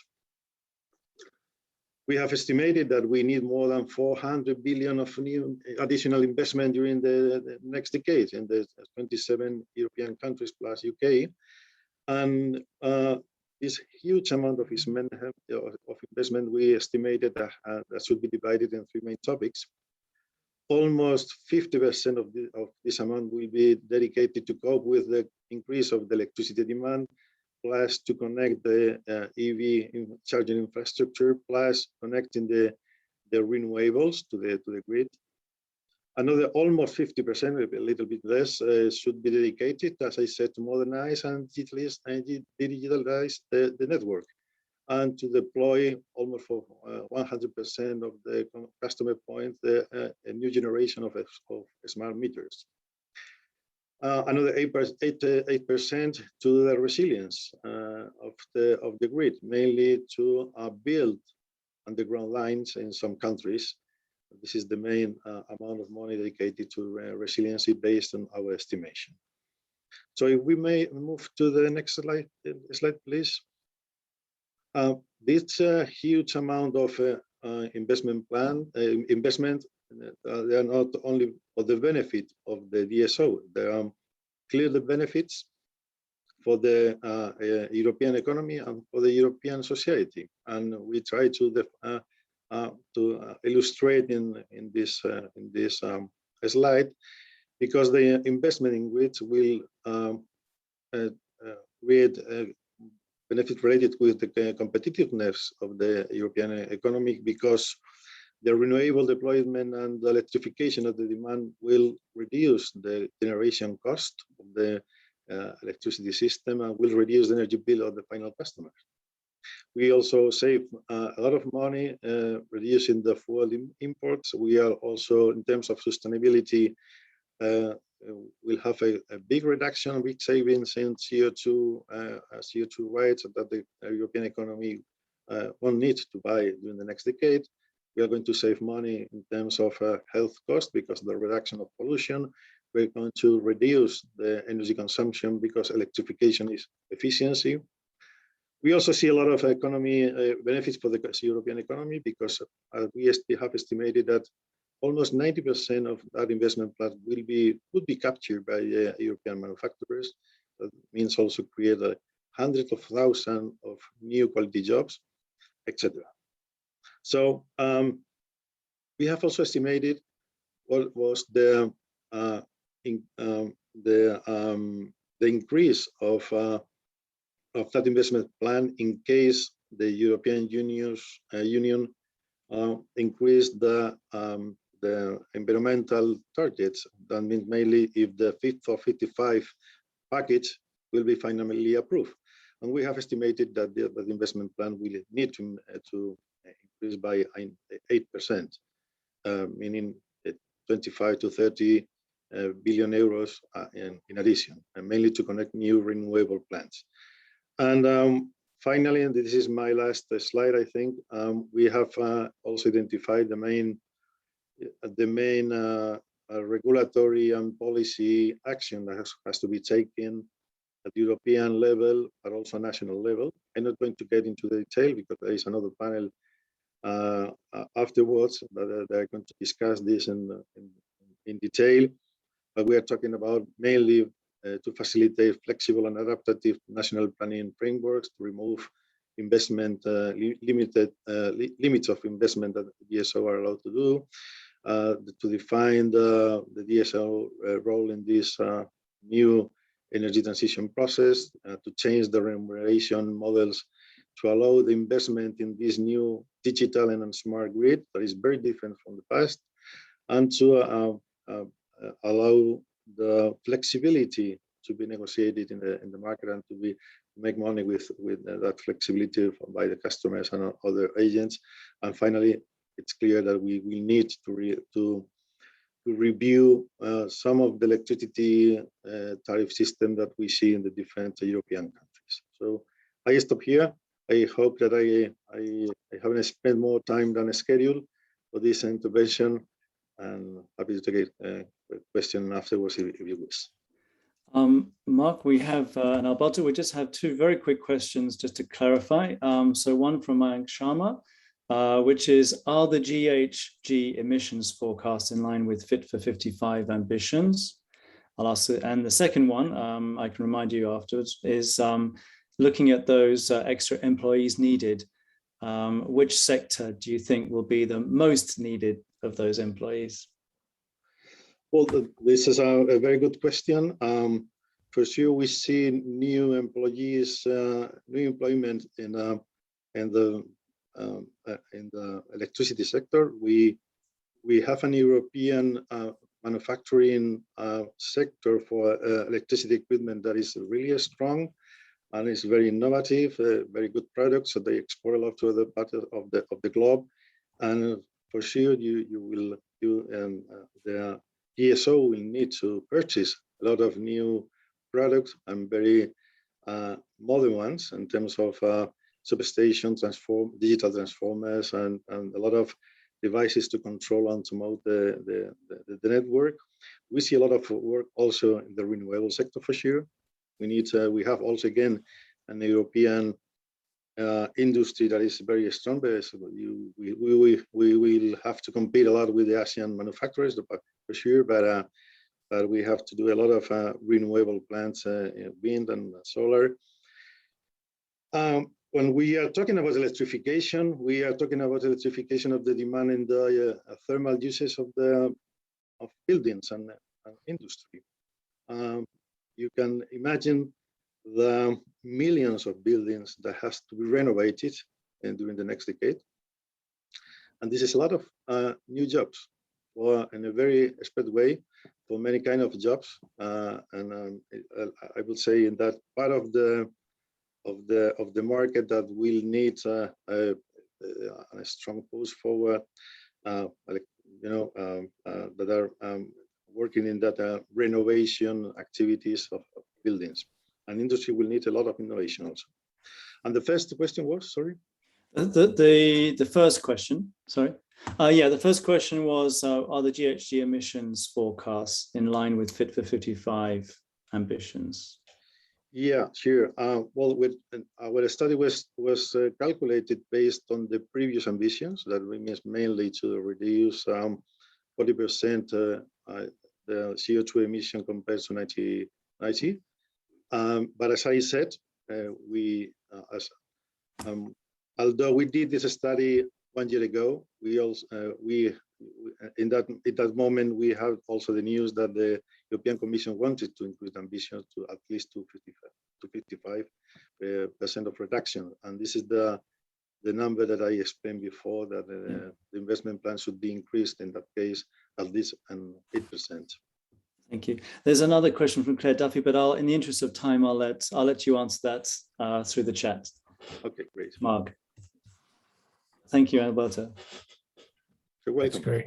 I have some questions as well, but I think what we'll do is we will go ahead and get a perspective from the Vice Chair of E.DSO, Johan Mornstam, and some questions may come through from that discussion as well. So Johan, why don't you give the kind of the E.DSO perspective on the Connecting the Dots study. Okay, thank you very much. And I will probably be quite brief if we can take the next. So thanks. So I will make a presentation of a study that we have done together with RWTH Aachen and Frontier Economics. And it's about the networks in investments and basically the balance between investing to make sure that there is really the network available when the demand is there, versus to have, I would say, a moderate investment program. And actually, I think I want to pick up to what Alberto said on the forecast of the demand, because we can see actually, and I think I'm kicking in open doors a bit, but we basically see all the forecasts that are coming in, that they are getting higher and higher because electrification is really here. And as João said before, electrification is a safe bet for the future. I would certainly subscribe to that. And as you know, we see and substantial increase in the demand. Many industries want to decarbonize their processes, electrify their processes. We see new industries like data centers and battery factories, heat pumps to replace fossil alternatives in terms of heating, and also more power generation that are greener, more decentralized and more volatile. And on top of that, we are just in the beginning of the electrification of the transportation sector. Personal mobility, but also heavy transportation is something that we see coming in the future. So I would say all in all that basically will be a great challenge for the DSOs, but also a great opportunity if it's managed in the right way. And I'm confident that that will happen, but there are some prerequisites for that. And the study really shows what happens if there is an undersizing of the investments, basically that the grid is not ready when the demand is there. I think we will see the study shows that there are some, I would say, direct costs. If you look at the renewables integration, there will be costs for the curtailment. We will also see costs for basically not being able to charge mobility when that is required, and also curtailment and the use of heat pumps that will be restricted. And then, of course, also the cost for supply interruptions. And I would say if you zoom out, there is also a bigger perspective, because there is also a cost for the society that will not be able to do the industrial production, the transformation that is required. And that needs to then be balanced by the savings of doing the under investments. So that is what the whole study is all about. And basically, the key message here is that the failure to invest and to make the grid ready when the demand is there, the cost of that is substantially higher than the savings you can have from holding back investments. And why is it so? I think it's interesting when you look at the risk profile. So if we change to the next slide, the fact is that actually the savings versus the cost of not having the grid ready is asymmetric. So basically, the slide here shows basically this asymmetry, that if you have an undersized grid investment, basically when the grid is not ready, when the demand is there, the cost is significantly higher compared to the cost if you have a slight oversizing of the grid, basically that the demand will be met by adequate grid investments. And I think this is a great challenge for the regulator, because the regulatory system really opting for the optimal point. And I think in the past it was probably a bit easier because we had a fairly flat demand increase, or I would say a fairly predictable demand increase. But coming back to what I said in the beginning, that we are now seeing more and more forecasts being higher and higher. I think the fact is that I'm sure that all the forecasts are probably wrong and probably underestimated because the trend is so strong.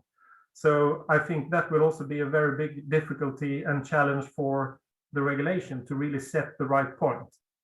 And the study, as I said, shows this, that the asymmetric risk makes it quite, I would say, attractive to ensure that the regulatory framework is there to make sure that the grid is ready when the demand is there.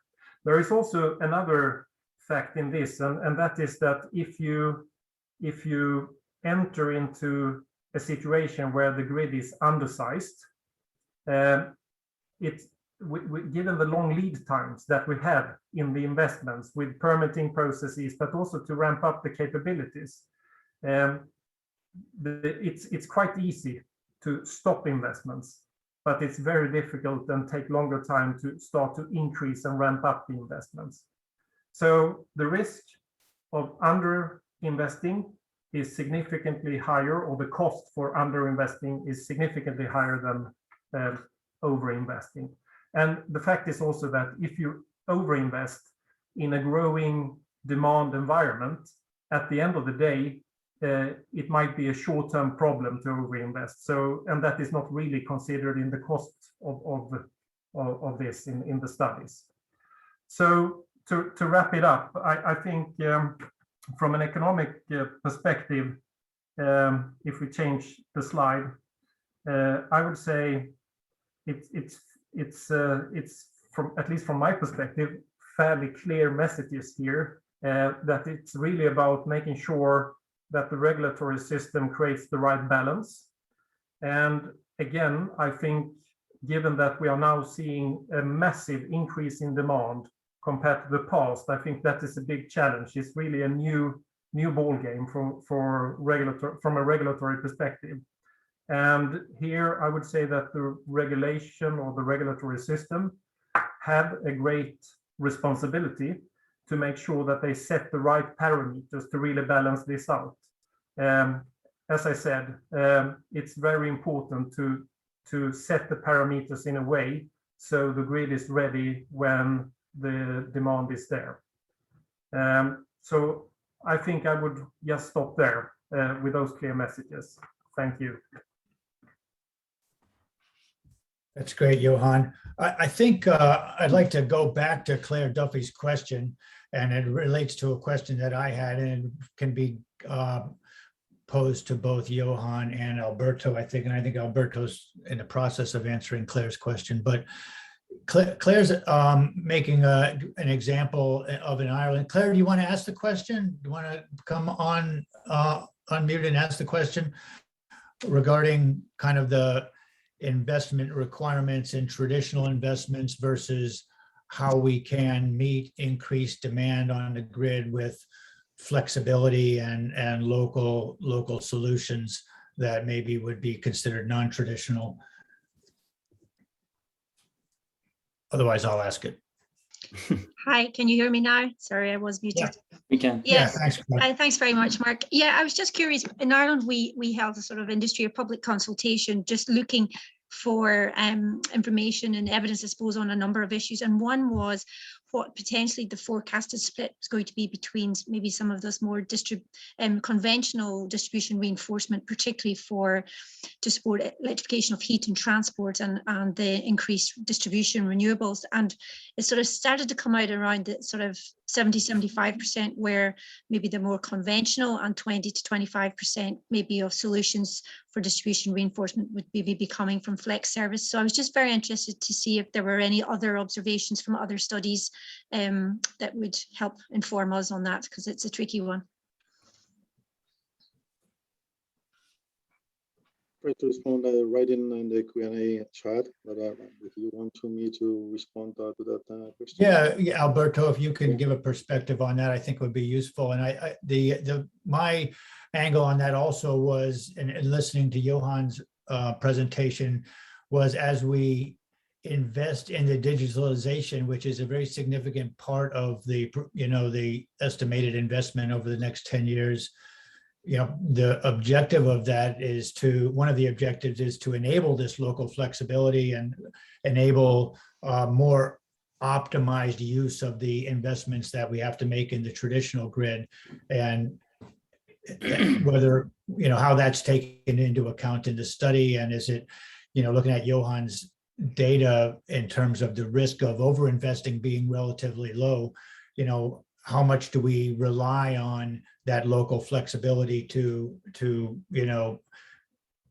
handle part of that demand and investment requirement?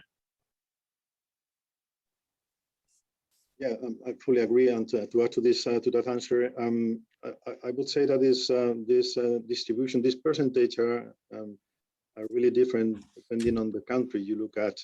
There is country in which electrification and this process of digitalization and modernization of the grid is well advanced, while others are not so advanced. And when you are looking at that second kind of countries, the investment that they have to do in the conventional network is higher than the other ones. And also, it affects that distribution between conventional versus non-conventional investment, how the DSO or the regulators define or consider the investment on modernization versus digitalization of the network. I mean, in many, and this is not a very easy thing to separate, because most of the more modern devices are already digital, but in other, or a big part of the facilities at the end, you will have to substitute the, you know, a line that is maybe 40, 50 years old for the new one, and this is modernization. And for example, when you look at a substation or a digital transformer, it's not so easy to define this is a new conventional device versus a digital one. And the study I presented didn't really differentiate between digital or smart investments, flex services versus the conventional investments. But the personal reflection would be, and I fully subscribe to the fact that it differs between the markets significantly, also on the generation mix and the customer mix, what kind of type of consumption you will have.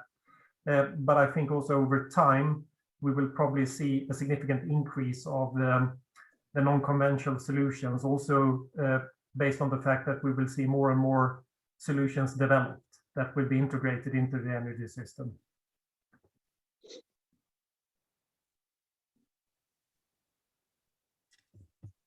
That's great. I appreciate that. That's a good discussion. We're going to take a little bit of a segue from our scheduled agenda.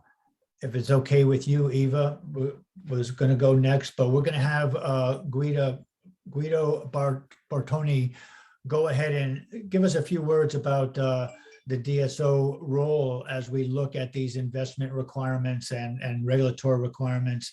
He has to leave at halfway past the hour, and we'd like to make sure we get his input in this discussion. So Guido, I'm going to turn it over to you. I think we had a good discussion already, and maybe you can reflect on that and give us your perspective at Chasey. Okay, can you hear me? Yes, we can. Okay.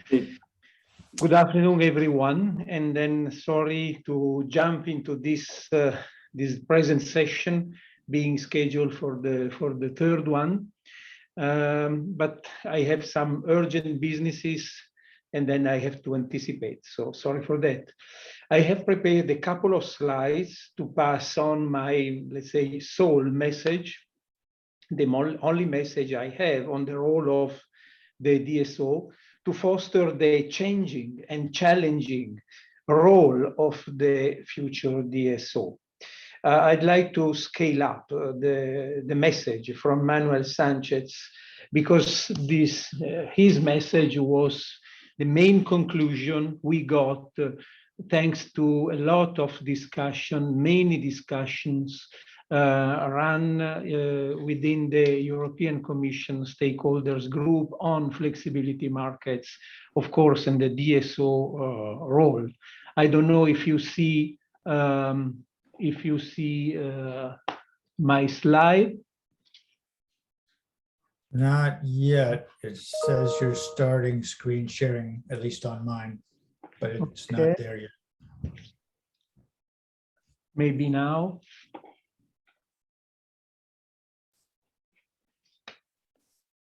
Anyway, just one second.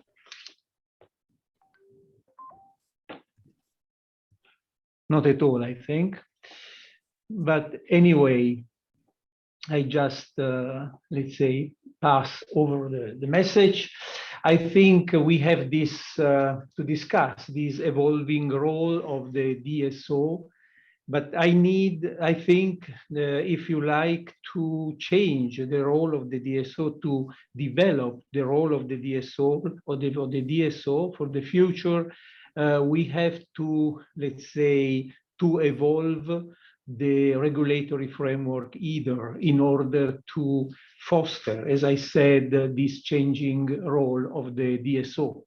Of course, we need for, let's say, flexibility more flexibility in decarbonized power system, and the new paradigms for flexibility based on non-conventional, the so-called unwired resources as an alternative with respect to wired resources, which are the historical one. Of course, these alternatives can be applied subject to certain limits, but I think let's say most of the new flexibility resources are available or potentially available at medium voltage and low voltage levels.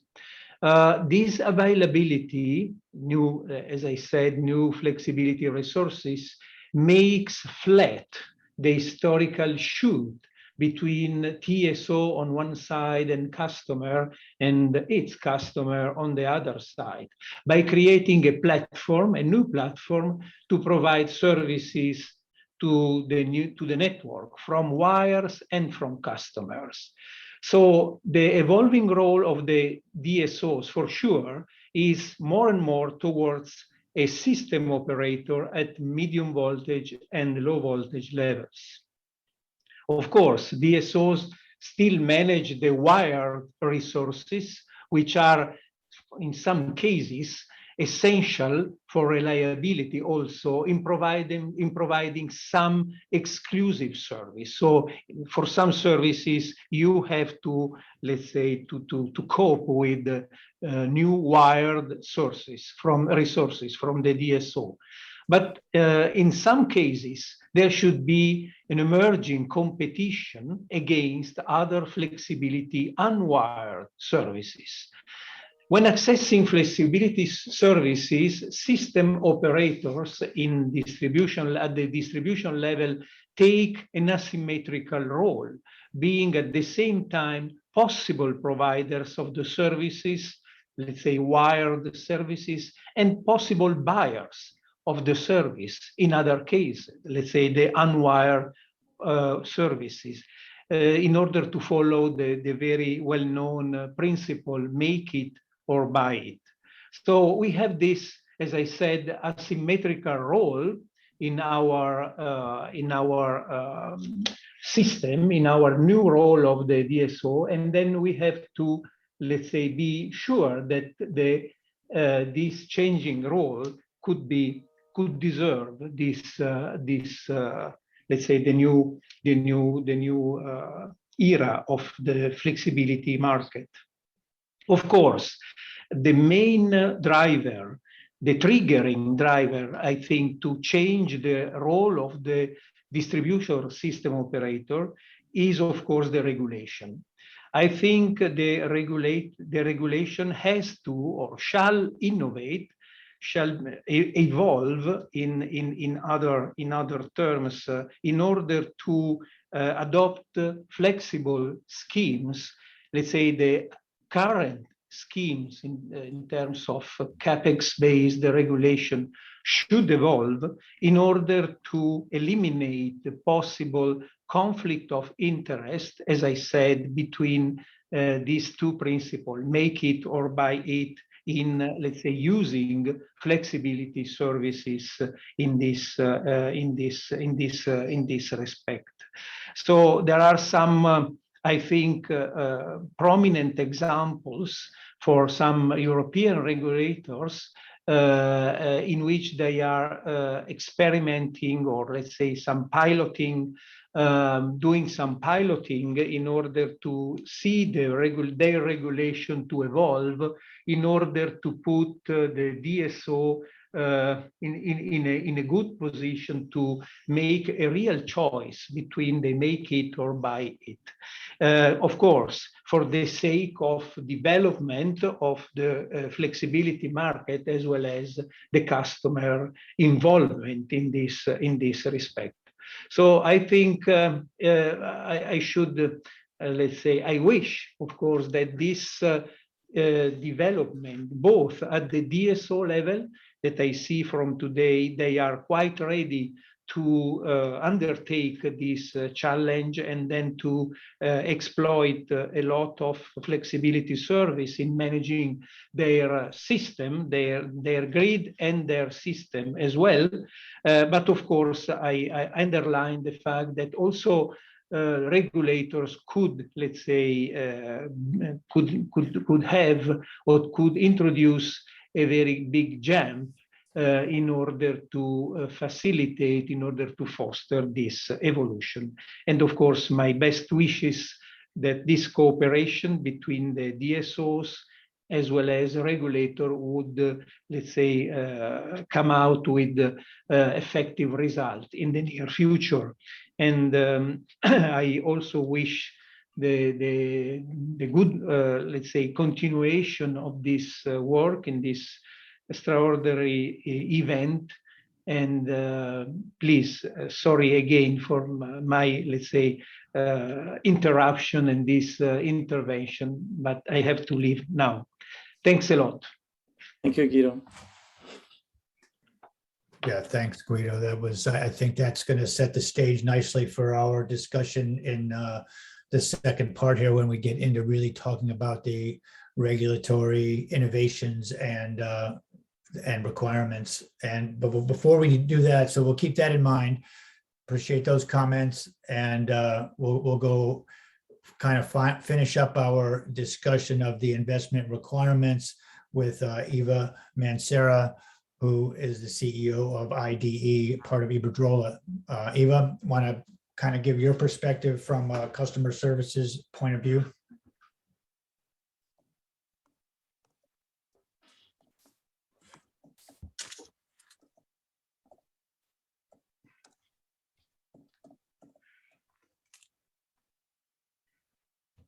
Do we have Eva?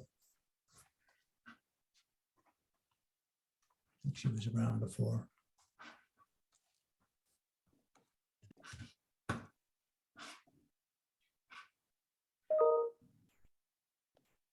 We can come back to Eva.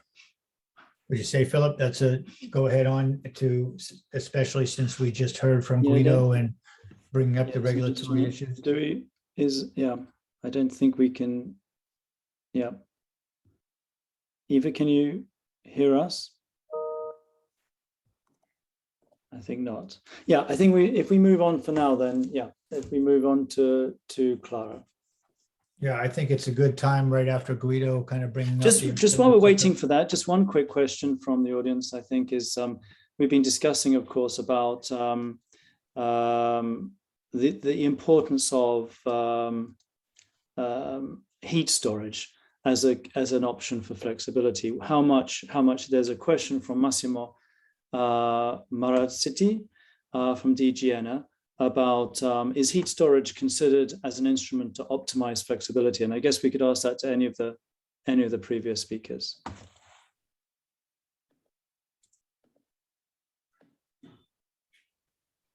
Maybe I start, and first I would like to just comment on, I mean, an addition to my presentation, because I think I was inspired by the previous speaker as well, that of course it's not now just to throw the ball over to the regulator, because I think really, and that is also a key in the energy transition, that we need to collaborate between regulators, politicians, and the DSOs, and also with the customers, of course.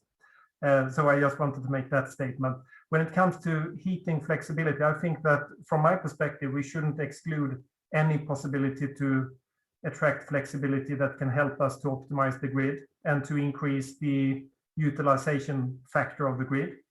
And there, I think I put only a question mark about the cost for converting the heat storage into then electricity. So I think it makes a lot of sense, but I put a bit of a question mark, at least today, on the cost side. Thank you. Yeah, I think that's appropriate. And I think it's clear that the comments that we had about that the, really distribution companies are going to have to be real distribution system operators. And we will need to get flexibility from all levels of the grid to integrate more renewables, regardless whether they're distributed renewables or offshore wind farms or large solar installations. That the flexibility requirements for those systems for managing the demand from electric transportation is going to have to come from all levels. So I think that plays to the conclusions in the Deloitte study showing that some significant part of that $400 billion investment requirement will be enabling that flexibility to be provided, whether it's the solution for local grid investments. I think that Piccolo Flex winning the award in the local market category was very, very appropriate and shows that we will have the platforms that can allow flexibility to be acquired from local resources, and making that part of our solution. So that's a good, I think that's a good segue to start to talk about some of the regulatory challenges and innovations that may enable these investments to be made by the appropriate parties, and the digitalization of the distribution system to make it a real distribution system operator configuration is a very important topic. And Clara Poletti has been talking about this for a number of our conferences and discussions, and I'm always delighted to hear her perspective. So Clara, why don't you get us started on that topic? Thank you, Mark. Thank you for inviting me to this very interesting meeting. I really enjoyed the previous presentations, very interesting and from regulatory perspective. Let me start by saying that at distribution level, we don't have a harmonized regulatory framework. So it's difficult to talk about regulation of distribution from a European perspective when we go into details.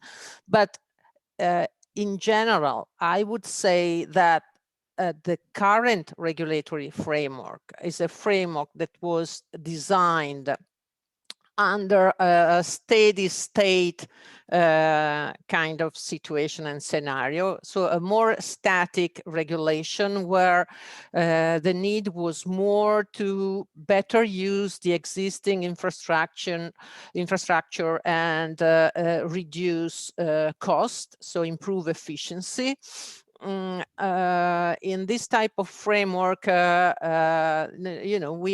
we still have, I think, more or less a revenue cap type of regulation or a price cap. So a standard, pretty standard incentive mechanism coupled with some more performance-based type of mechanism, for example, meant to improve quality of service.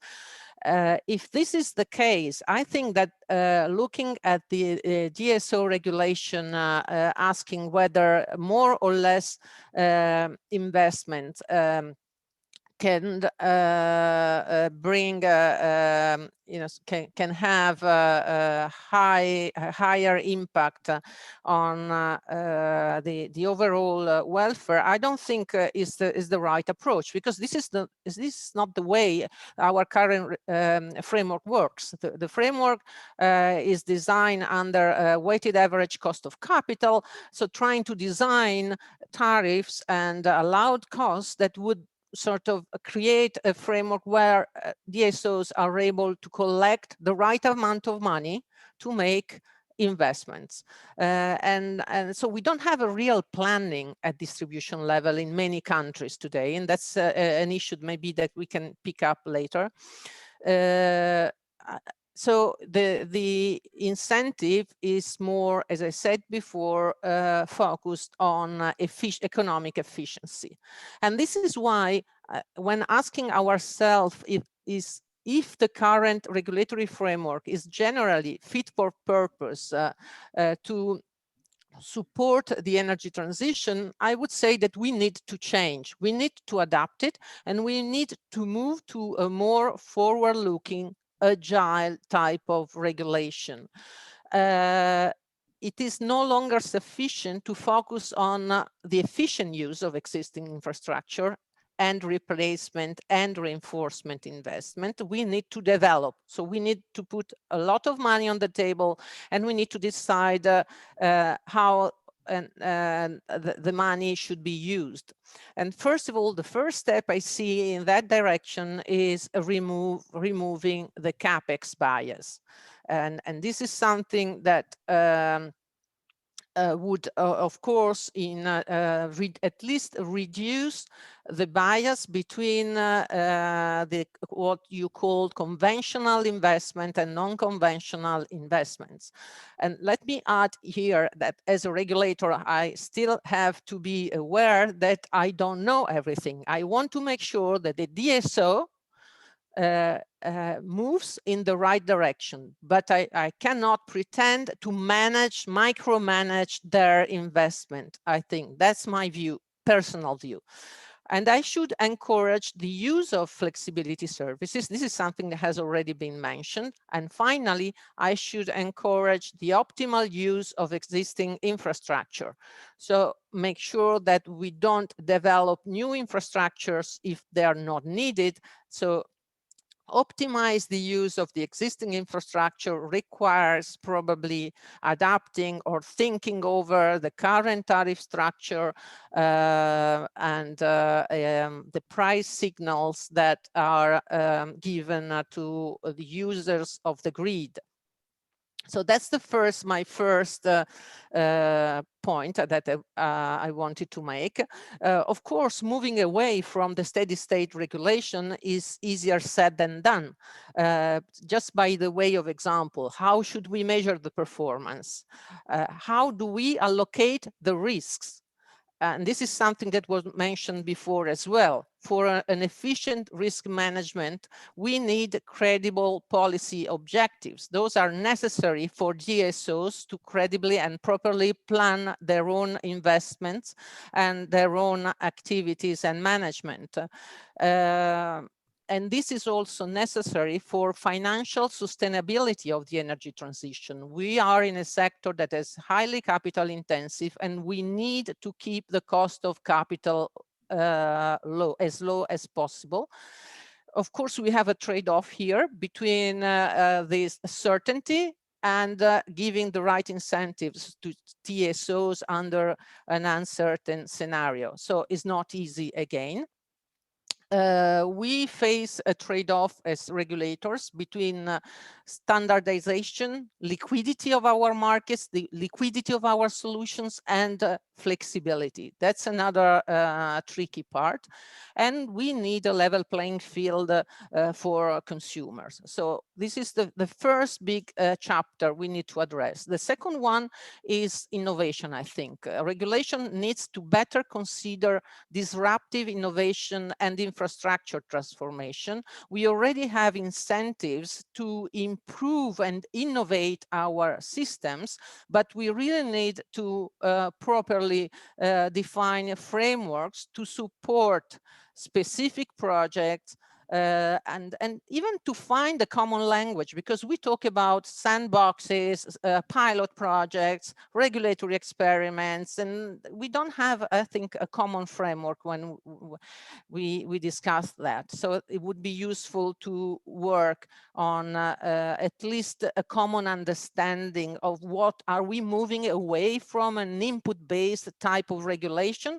Sometimes maybe it's still useful to stay on an input-based incentive mechanism. For example, this is something that has been done for smart grids projects in many countries. Or do we want to move to a more performance-based incentive mechanism? This is probably the future, but we need to go step by step, because this is not easy. We need to identify and measure performance. And sometimes regulatory experiments are good as well and necessary to test specific regulatory provisions or market arrangements in the field. And overall, we have to make sure that these temporary solutions are temporary. So give just a timeline, make sure that the results become known to everybody, there is transparency, we learn from the experience on the field, and then we move forward. The third element that I would like to bring to the table is sector integration. I know this is a label and sometimes becomes an empty label, but really I think the evolution of our energy sector calls for a better sector integration. Left aside the coordination between electricity distribution and transmission, which is clear, is something that we need. But we need to better integrate our solutions for the transitions cross-sector as well, at least in terms of discussion and sharing of best practices. And when discussing about the new challenges and the new metrics, again, there is something that has already been mentioned, but I think resiliency is a very interesting example of how our view on the functioning of our system has to adapt. We need to integrate resiliency in our regulatory framework, identifying targeted regulatory tools. So that's all on my side. Thank you, Mark. That's great, Clara. I don't know if we have any questions from, I don't think we have any from the group, but I really appreciate you bringing up the topic of resiliency. I think it's a good example of some new priorities, maybe even climate change adaptation related to resiliency, maybe an important consideration. Another one is that seems to be very important in the States, and I think it is here as well, is energy equity and how the investments help accomplish that. And I think those are examples that point to your discussion of performance metrics. You know, if, like you said, we probably are headed to performance-based regulations over time. We see it in Hawaii, we've seen it in the UK, headed in that direction. But it means that we have some work ahead of us to define what performance metrics can be used for evaluating progress, you know, and if it's going to be the basis of compensation. So does that make sense to you? And that we're kind of going there, but we have a lot of work to do to get there? Yeah, sure. You're right. And but the forward-looking approach as well is important, because the way we define recognized allowed revenues now is by looking at past cost. And that's not, that cannot work for the future. We have to improve, and it's very difficult, you know, how much should I recognize in order to move into the right direction. And there is where I for sure I need to keep this TOTEX approach, where I don't target capacity, I don't target investments per se, but I target the service, what is needed for the system, because otherwise I will never get there, because I don't give the DSOs the necessary incentives to move in the right direction and to provide the needed innovations. Clara, there is, Mark, there is just one question that is sort of related, and I'll expand on it, from Guillermo Sabatier. It's about training that's needed for this transition, but also, I guess, just to build on that question, which is that it's a great presentation, by the way, Clara, and great ideas and great suggestions. I think that the question that I would have, and relates to Guillermo's question, is that now there's a lot of build-up time for a lot of these new solutions, these innovative solutions, these new approaches that we're going to test out and try out. How much time, or how do you limit the time that's taken? Because whichever ones we choose going forwards, if we have pilots first and other solutions, there will be a very long lead-up time to getting them scaled up. How much time do you give these sandboxes and trials and pilots before you kind of decide which ones to go full on with? That's a very interesting question. In my experience, that depends on the type of project you have. It's much more easy to test a technical solution because there you have experts, you ask them and they give you an idea and you can sort of be generous a bit and so define the time limit. It's much more difficult to test a regulatory setup because sometimes the system simply moves slowly and operators are slow, but even stakeholders, investors. So everything is more slow than you might think. Even consumers, they don't move, they don't react. So it takes time. And so the experiment usually lasts longer than you would think. Thank you. Mark. Great. Why don't we, I kind of actually like this going back and forth between the DSO perspectives and other perspectives from Chasey and from Clara. So Eva's back, and why don't we go back and get the Iberdrola, the IDE perspective on investment requirements, and you might have some thoughts based on Clara's comments as well, and your thoughts, Eva. Yes, of course. Thank you, Mark. Thank you for the opportunity to participate in the fourth Stakeholder and Innovation Council of E.DSO. It's a great pleasure to participate in this panel dedicated to the very timely issue of investment in the electricity sector. The Deloitte study that has just been presented by Alberto Amores is very clear. Despite the focus being usually on the development of renewable generation, the energy transition needs an important increase in investment in electricity distribution grids. Just last week, Commissioner Simpson stated clearly in the European Infrastructure Forum that grid investment must grow significantly from now to 2030. We not only need a more robust grid, we also need smarter grids that will fulfill the role of the DSO, in which distribution companies become platforms that facilitates more renewable integration and empower customers to allow them to benefit from their flexibility services. Without a stronger, more digital and more resilient distribution networks, it will not be possible to reach the electrification and decarbonization targets drafted by the European Commission in their recent Fit for 55 proposals. Furthermore, these grid investments must be materialized ahead of need to prevent bottlenecks that would bring frustration and may even derail the public acceptance of electrification. This is a risk that we must not neglect. One fact that must not be overlooked is that investing in the electricity grid is an optimal lever to help the world economy recover from the current crisis brought by the pandemic.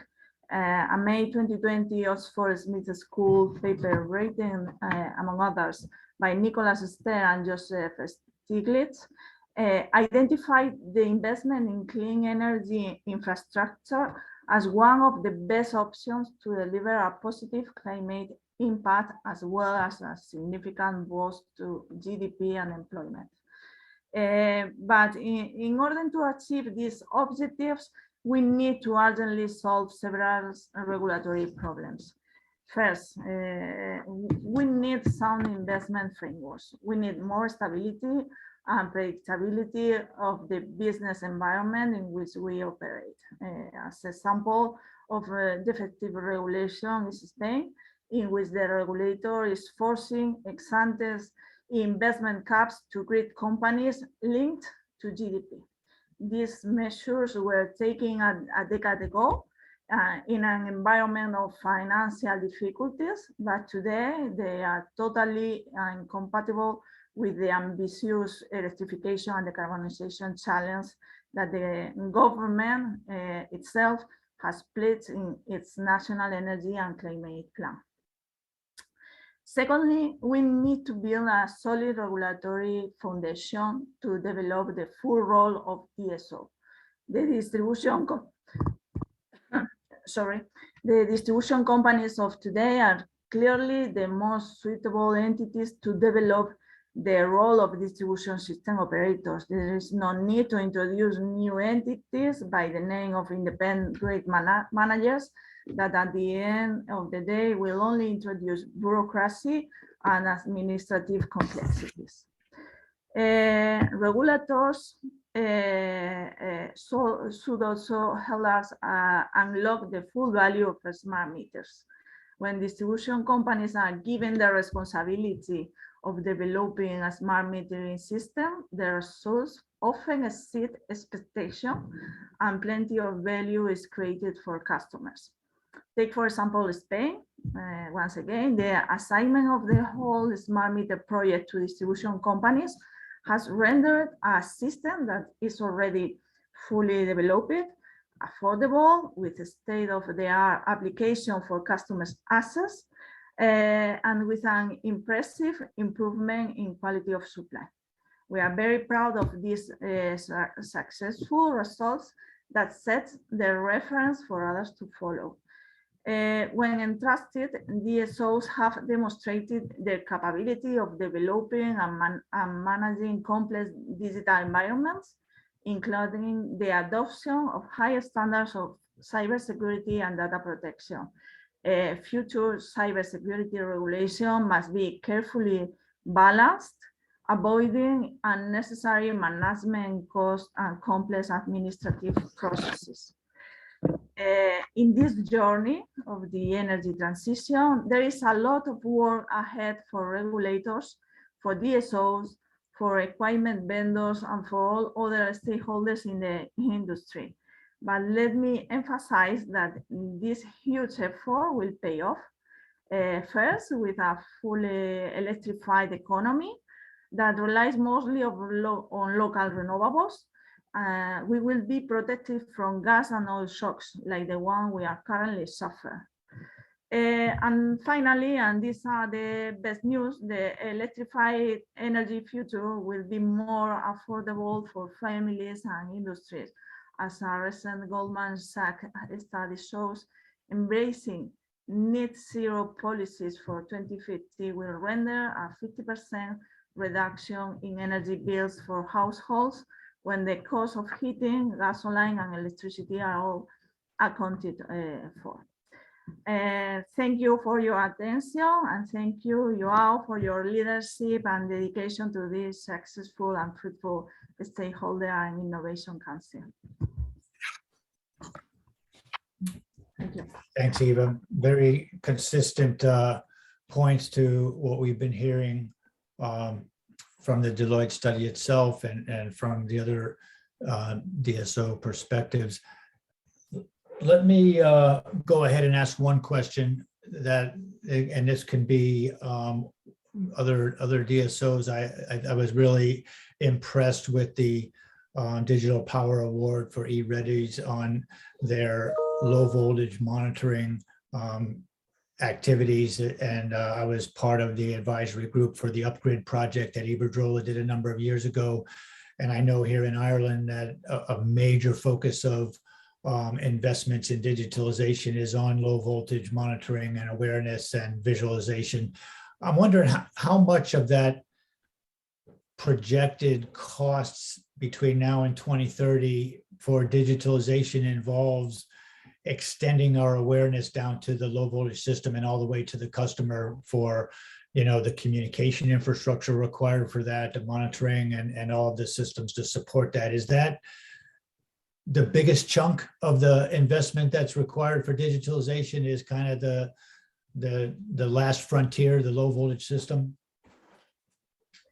Well, I'm not sure. I think that digital investment and traditional investment, as is mentioned before, do not compete one with another. I think that they are complementary. They are not substitutes. One cannot deliver electric power via internet or Wi-Fi. So we must all understand that traditional grid performance will be needed to be able to deliver the peak power that customers need, the resiliency that we will need with more and more extreme atmospheric or weather events. And the digital investment reinforces those investments to maximize this output.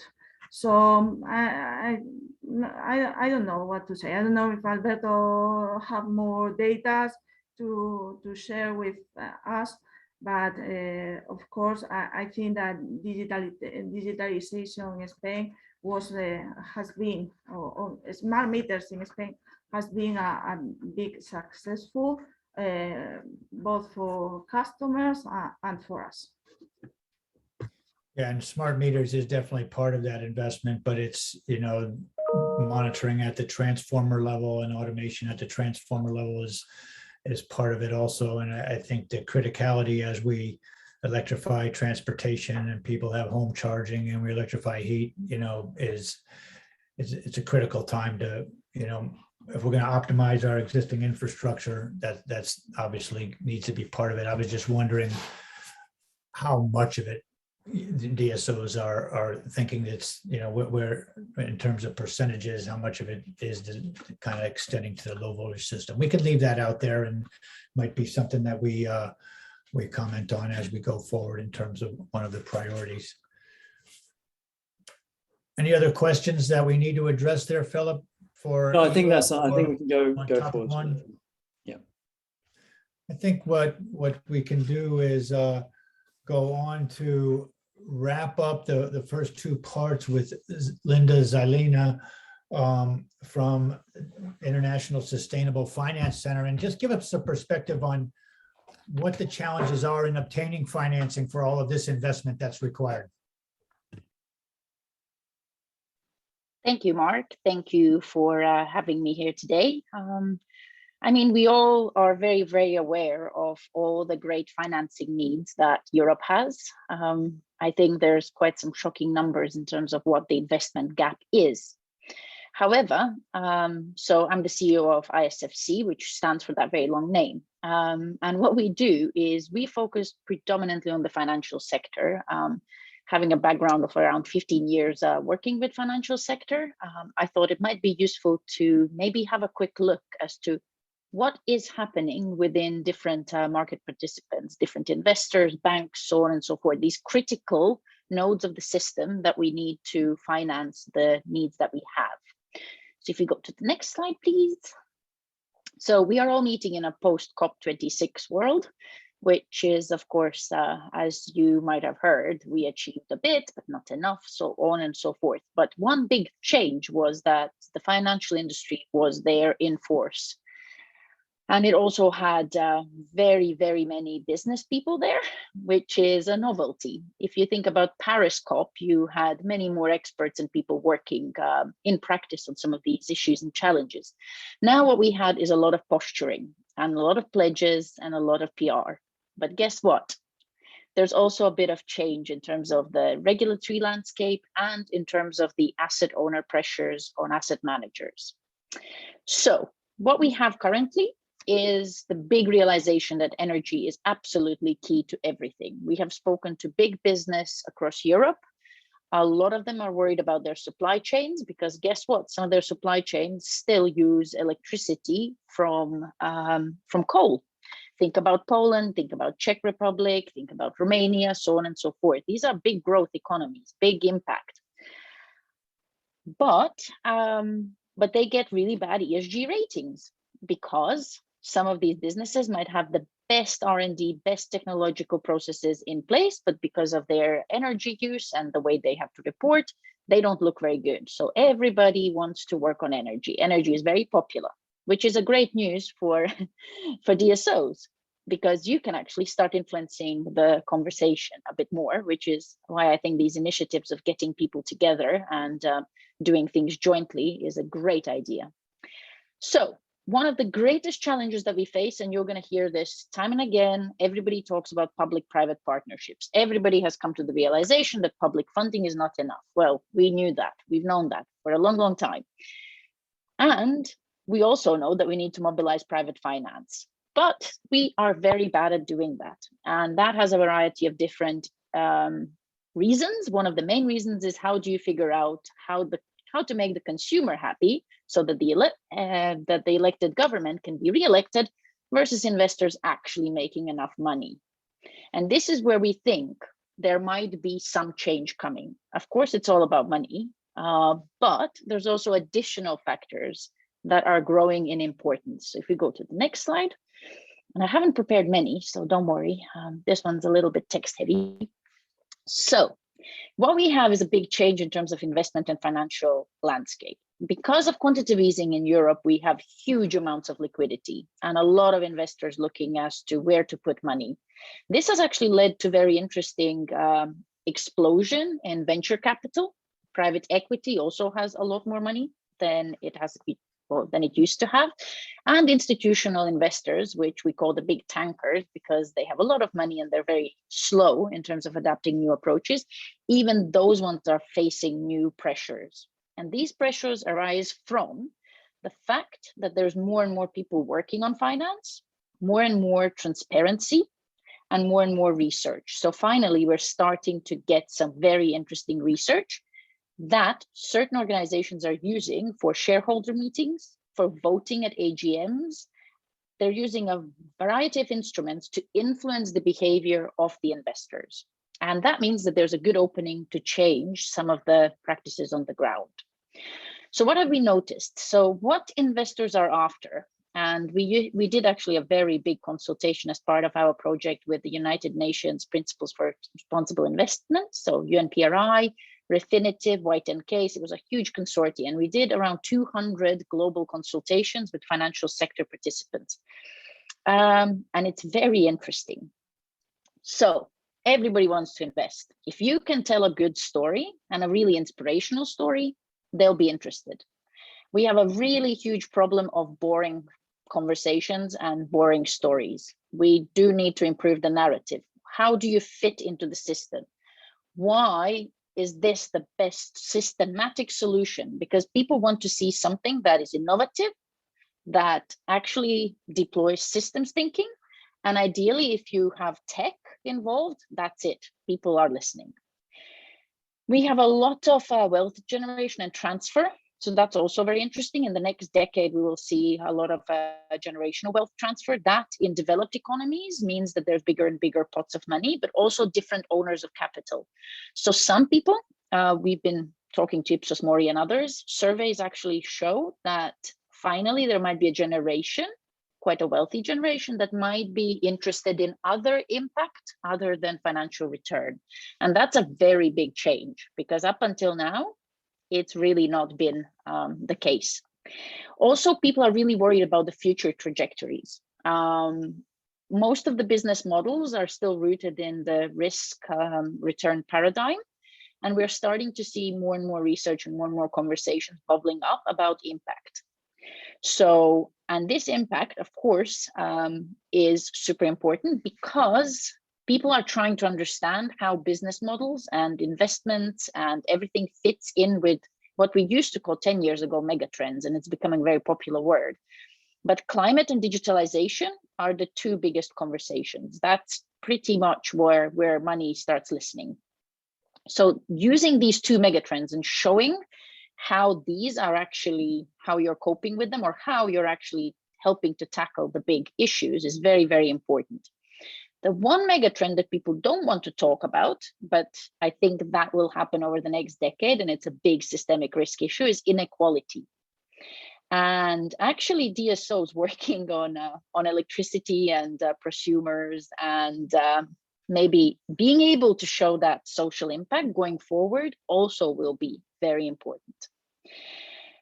And risk mitigation. So actually most of the non-financial reporting is still embedded in risk, in spotting risk, in mitigating risk. Some people call it de-risking. Well, guess what? You can't de-risk. It's usually just mitigate risk or try to figure out how you're going to cope with it and spot it early. And for that, investors and finance want more data. So they have understood that they cannot actually price risk correctly, because what used to be not material, so for example, your carbon emissions or I don't know, health policies for COVID, for example, then can actually have a very real financial impact. So if you have carbon tax, and carbon pricing is coming and will come, there's going to be major initiatives launched in the next years that will focus on carbon pricing and alignment of reporting globally.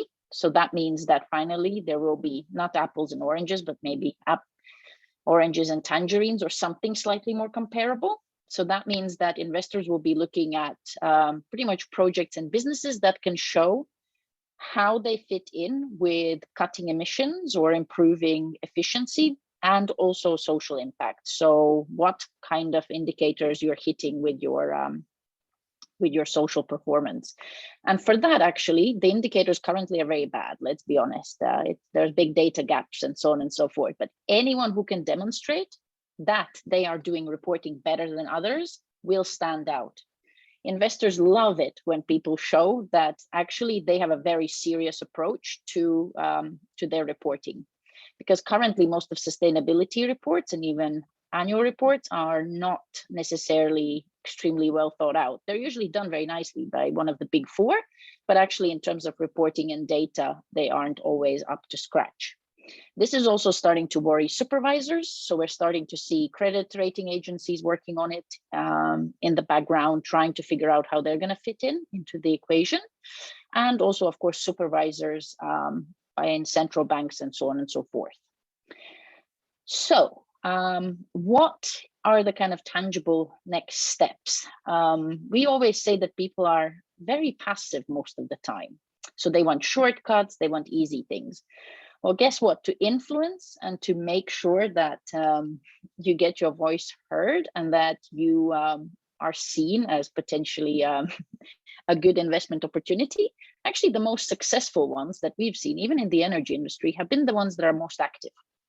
And that means don't just go to the usual suspects where everybody else gets your advice.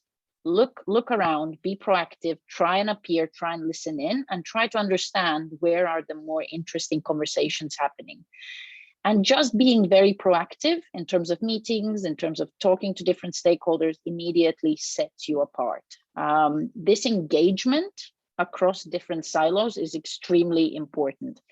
And this is what we usually call the more systemic approach to thinking and creating projects and trying to figure out new financing. Is if you can show that you have a partnership or any kind of a strong relationship with certain municipalities or businesses or even civil society now apparently is trendy. If you can show that you're thinking a little bit outside the box, a bit differently, that immediately catches people's eye, because usually you as an investor, according to most of the people we've worked with, you just hear more of the same. And guess what? They get bored too. So they're looking for that very interesting cherry on the cake that's at least a little bit different, which of course is very difficult because we all face daily challenges that we have jobs to do, but organizations that have a little bit of that flexibility at the edges really stand to benefit, because it's a time of change. And during times of change, there is a bit more openness. Anyway, that will be all from me. I'm happy to, of course, answer a lot of questions if there's any. But that was a very quick overview in terms of what are the main pressures that finance is facing. And one of the big conversations, of course, will be the European single access point and reporting and data. And that's why I really wanted to deliver the message that reporting and data generation is extremely, extremely important. That is definitely a critical message. Appreciate that perspective, Linda. I think it's right on target.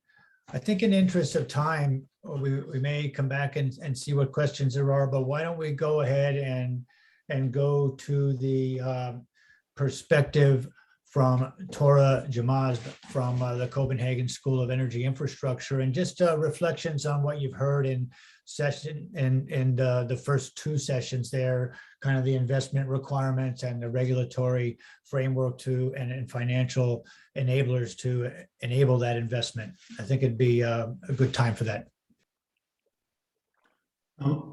Thank you very much, Mark. Can you hear me? Yes, we can. Very good. That's excellent. Well, we coordinated, we met and coordinated the three of us to prepare a couple of slides for you. And that's kind of what comes out of it when you put an industrialist and a banker and an academic together to talk about regulation and the investments in DSOs. So I'm improvising because I'm stepping in last minute for my colleague, and I hope Paolo will also intervene and correct me. But we are in complete agreement about the importance of the investments in the DSOs. And also with the Green Deal, so the importance of this has increased. I have been researching sort of this sector for over 20 years or so, when none of these was in the horizon, and regulation was a little bit boring, especially in terms of the DSOs. And but unfortunately, I thought we would have made probably more progress by now in terms of how to regulate and how to incentivize investments. Instead of sort of going forward, I've been able to go back, and I have even looked at the sort of 1850s about the incentive regulation of town gas in around Europe, in Sheffield and places like that, and so on. But we are talking about some of the most difficult parts of sort of regulatory economics. And that's why we have made very sort of little progress. However, having said that, the role of regulation remains important, and we just have to try. We need to improve our models. We have some regulators have experimented with output-based sort of regulation. Experience has been mixed, but we haven't tried hard enough and long enough. So, but there is also reason to look for other kind of models in terms of, instead of move from output-based to service-based, and reward companies for in terms of the value they create for the customers. It's sort of a value-based approach rather than how much sort of investment goes in. And then based on some measures of sort of willingness to pay for those services from them. Much can be said, and most of you know most about it, but there are some new things also happening, and we spent a fair amount of time talking about green bonds as one of the sort of new instruments. We have also researched it in our group as well in Copenhagen. We have discovered that these instruments, apart from being used in DNOs and DSOs and TSOs and so on, they have other kind of properties. During the COVID, we managed to show that they were not very highly sort of correlated, for example, with other kind of assets like oil and gold and other financial assets and so on. So they could have some value in itself, apart from what they are being used to. It's a useful sort of instrument for those who like to spread their risk and widen their portfolios and so on. So we need to sort of look a little bit maybe outside and identify possible co-benefits when faced with these sort of new and innovative sort of instruments. We need to look at these things more. It's part of our research agenda. But then we also spent some time talking about the EU taxonomy. A very good and timely effort and initiative is much needed, because in times like this, there are lots of ideas and projects and companies and technologies showing up saying, well, I'm carbon free as well, I'm green, like everybody else, and so on. And this needs to be sort of sorted out and clarified as quick as possible before some damage is actually sort of done here.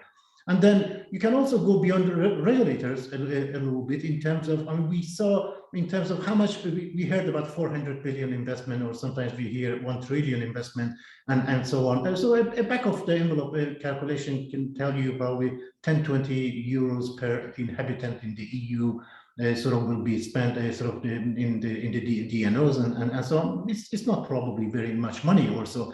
But there are other ways of thinking about how much we'd like to, how much we should spend. One of them is to look at, well, what happens to our economies if we have blackouts and our networks are not suitable for the purpose and so on? What is the economic cost of that?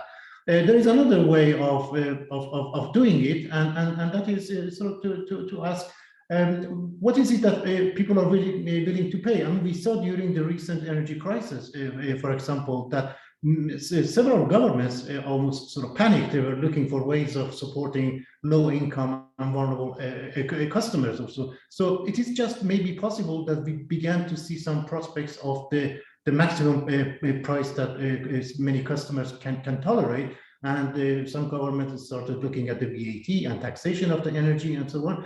So there might be some spillovers from this, that goes outside of the sector, from the energy sector to the government general budget, and how VAT and other taxation sort of works in our economies. So we need to be prepared for some of that debate as well. I think I stop here. Thank you very much.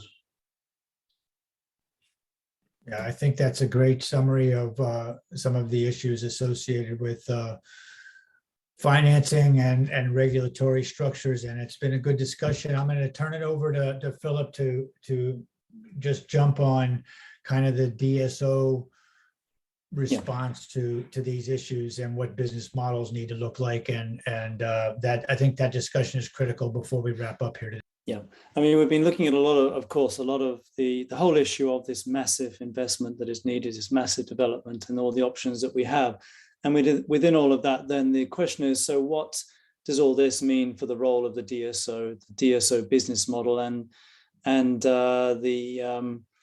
I guess that the innovations required to ensure an optimal outcome for customers and customer engagement, and within that, really trying first of all to understand what are the parameters of the DSO? What role should the DSO play as a whole? So I'm going to start then with Alberto Potocnik, and welcome. And then after that, we'll also have Leonardo Meus, and to sort of agree or disagree or challenge on that.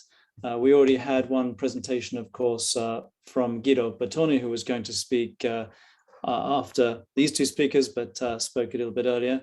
But if I introduce then Alberto, welcome. Yes, hi. Yes, good afternoon. Can you hear me? Just double check. We can. Yeah, excellent. Good. Okay. So thank you very much for this opportunity. In the interest of time, I will try to be brief, also a bit provocative, because we've been working at the Florence School of Regulation on future role for the DSOs, and maybe we contrast it with the current role and with the current setting of the sector, especially the interlink between the TSOs and the DSOs. So I have a presentation. I don't know whether I can upload from my end, or I'll try to upload it from my end. Let's see if I manage. Yeah. I guess I'll try. Can you see it? Not. Oh, yes, we can. Good. Yep. Okay. Excellent. Okay. So basically, I start with the obvious, the fact that with an increasing share of distributed energy resources, and especially of variable renewable resources, the role of the DSOs would have to change, and it would be more and more a role of a system operator, more than it has been in the past. And I think most of what has been discussed today already hint in that direction. And as such, one of their main role would be to facilitate the participation of new players, new entrants, smaller players, decentralized players in the markets, in the balancing market, in the services market, in the energy market. So this is one of the new roles. Until now, as I think also Clara and Guido already pointed out, and others, the role was very much of a network operator. Now we're talking about a system operator. So we have a new role and to accommodate new resources. And here comes a bit of the challenge. And here we see developments in two ways. And as I said, this is a bit of a provocation, but there is an issue of whether the balancing market, because this is what we are talking about, the flexibility. We talk about flexibility market doesn't exist as such. So it will probably be a balancing market, and there are calls for the balancing market to become more decentralized and allow the participation of decentralized resources down to the energy communities, to individual buildings, maybe group of buildings, energy managers, etc. So now we have the current setup where basically the balancing market does not go that far. There is a system-wide, balancing market, which is actually run typically by the TSOs, while the DSOs look at local sort of grid constraints and local support of possibly energy market at local level. And now we know with the greater penetration of flexible resources at local level, then the question is, should we go towards the right and see an enhanced DSO model where the balancing market will split at two levels, at a sort of system level, transmission level, and at distribution level, and then it will be managed by the TSO at transmission level and by the E.DSO at the distribution level. And then obviously the question is how these two markets will interlink, and how the DSO level market, balancing market, will also interlink with neighboring DSO balancing market, or should we integrate the balancing market, including at local level, under the TSO? Obviously, that would have issues. We believe that this is quite a complex setup, and it has challenges which are probably beyond what are the current capability in terms of organizational institution, but also just computation. So obviously, the enhanced DSO model is probably the most practical one, but clearly it requires a new role for the DSO, new capabilities, and obviously we have to think that DSOs in Europe, they're not just the big ones, they're also smaller ones. And then the issue is how these smaller DSOs will be able to cope with this. Probably need some sort of governance or rearrangement of the DSO role. And also you need to strengthen the interlinkages between the DSO level and the TSO level, because you don't want to create two separate markets. You want to make sure that the resources available at the DSO level would also could also feed into the TSO balancing market. Now, there are already some issues, barriers to the entry into the market of small players. I think ASA, in their latest market monitor report, spent a lot of time and effort and presented very interesting results in terms of the barriers, not only for the appropriate pricing in the different market, but also barriers to entry of smaller players. So we have to look into that direction and also have this new DSO role. Just to conclude, we have developed an assessment framework where we look at different dimensions on how to analyze the two possible alternatives when we look at the connection between the balancing and the network, the balancing and the wholesale market. And also we looked at another dimension for the assessment of the different models. So including the possibility or the easiness with which new players will be able to enter. Anyway, that was just a bit of a provocation also to have, I hope that DSOs reacting and stand up to the challenge. I'm sure they're very ready, but not just the big ones, all of them. And my last slide is just watch this space, because as I mentioned, we've been working on it, and possibly by the end of the year or early in the new year, we will issue a report exactly on how we could enhance the involvement of distributed resources in the future organization of the flexibility markets, which will see a major role for the DSO. So that's all I wanted to say. As I said, a bit of introduction, short one, but just to set the scene and a bit provocative. Thank you very much. Thank you, Alberto. Really good overview and good to be provocative. And probably linking well to that, we'll now move over to Leonardo and hear your view on this. Yeah, thanks, Philip. Maybe you're expecting that I will also be provocative. I do not know if I can match Alberto's, but I didn't prepare slides because I was just listening to all the comments, and I have a few reactions to what I've heard so far. And it's always a pleasure to be with all of you here in these E.DSO events. So I thought to start from what Johan said. So I thought Johan made an appealing call to be more proactive when it comes to distribution grid investments, right? Because he said the risk of underinvesting is bigger than the risk of overinvesting or the cost. And even though that I think in theory that sounds very appealing, I am afraid that the reality of the practice will be that, we might, even if we don't want to, end up in situations where we have underinvested. And why do I think that? Well, first, I think Clara already explained how difficult it is for regulators to regulate this new situation we are in. And as a result, I think we might, in many cases, have some underinvestments.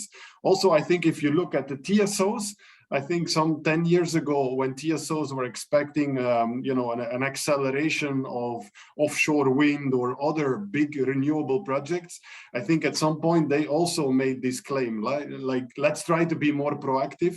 And I think the experience with TSOs has also been that this is very hard to achieve, right, in grid investments. So what does that mean? Well, I think the reality we've already seen in some countries like the Netherlands, UK, and the Netherlands, where you have congestion in distribution grids, is unfortunately going to be a situation we will see more spreading around Europe. I think that many other countries can still not imagine they will ever have congestion in the distribution grid.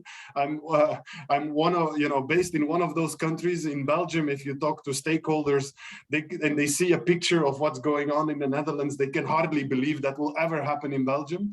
But I think it will, if we really start to accelerate everything. And then the question is, how are we going to limit the costs?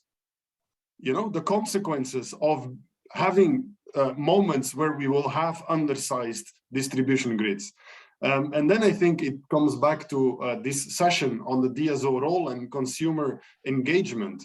And there, if you've seen the paper by CER from September this year on exactly that topic of consumer engagement and consumer protection, they actually say as regulators that they are embracing the reality that we will continue to have different type of consumers.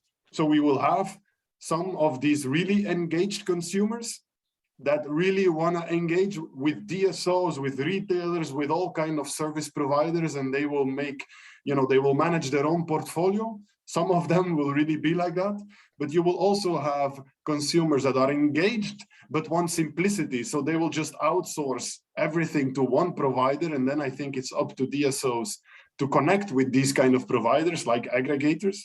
But then we still have the issue of the non-engaged consumer that will probably still be a significant size of the population. And non-engaged can be because they're vulnerable, they don't have the money to engage or invest or not have the time, or the other extreme, they couldn't be bothered, right? They have too much money to care about these stimulus that we might give them. And then I think the question is, because how will we handle these non-engaged consumers? Will we continue to just let them do whatever they want?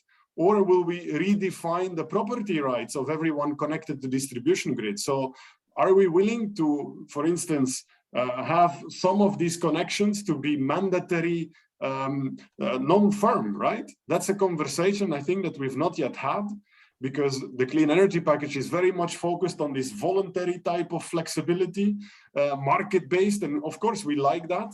But what if we don't get there with these kind of schemes? Will we enter into more mandatory schemes? One country has done it. Germany has this, right? This idea that you can curtail all connections up to 3%.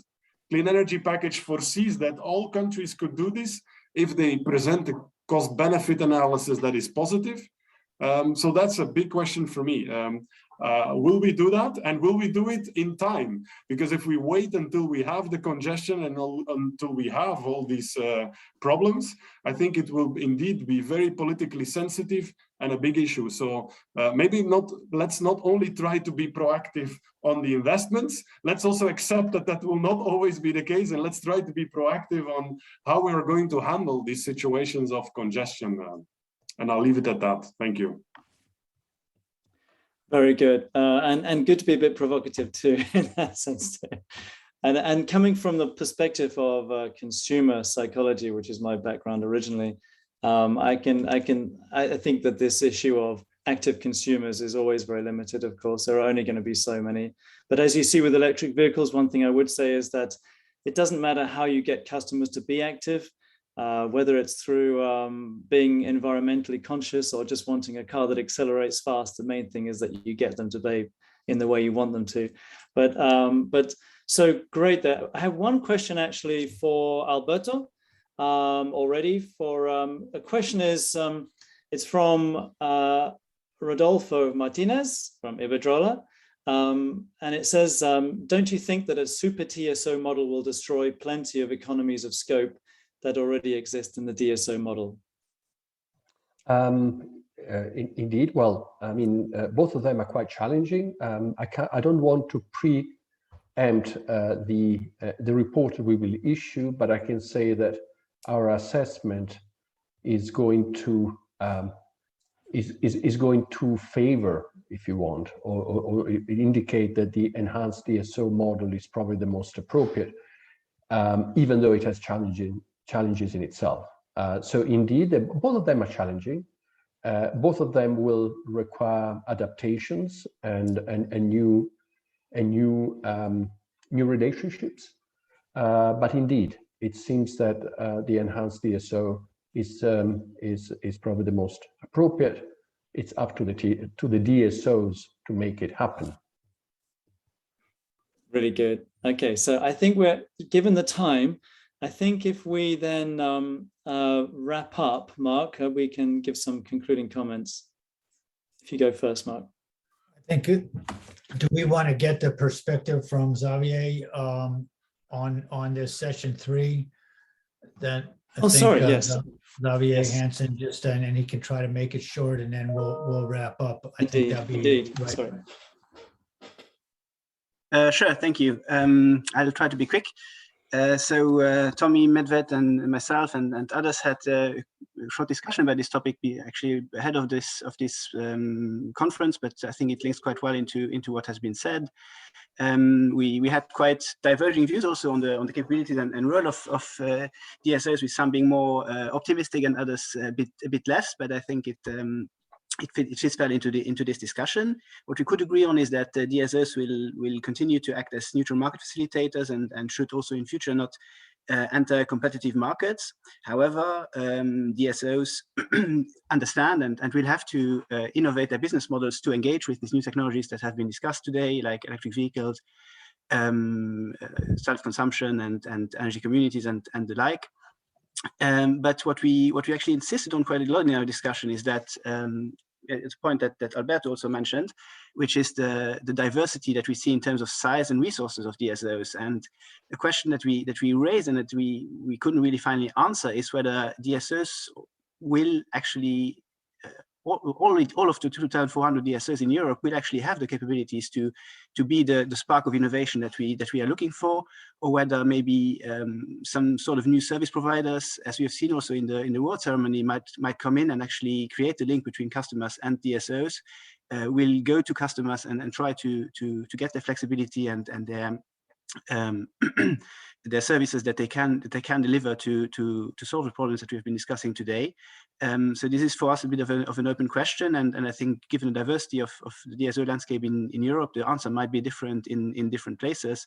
And I really think the award ceremony today was a very good, was showing this very nicely, as we saw some external providers and some DSOs. If we could go to the next slide. What we also saw is that regardless of if this new customer interaction will be done by the DSOs directly or through third parties, DSOs will have to overcome the passive relationship they currently have with customers mostly. And there is a great value in this, of course, as has been discussed at length today, as a complement to the conventional grid reinforcements. We then also went into something that was more the second session today about the role of regulation in all this. I think Clara showed very well that regulators today understand the challenges of this, but that these challenges are very complex. I myself was a regulator until a year ago, and I know how hard this is. But this problem has to be cracked basically to come beyond the current connect and reinforce model, and to really enable flexibility services and the such. And last topic that we touched on that maybe wasn't discussed as much today is the role of data, and how DSOs sit on a lot of very important data that can enable new business models and new services that can help the grid of tomorrow. And I think that's also a very important aspect that should be looked into a bit more. And that's it from my side. So thank you very much. Please go ahead. Yeah, did you want Philip and I to take just 2 minutes to wrap up our conclusions, or do you want to take over, Roberto? Okay, carry on. Okay. No, you carry on, sorry.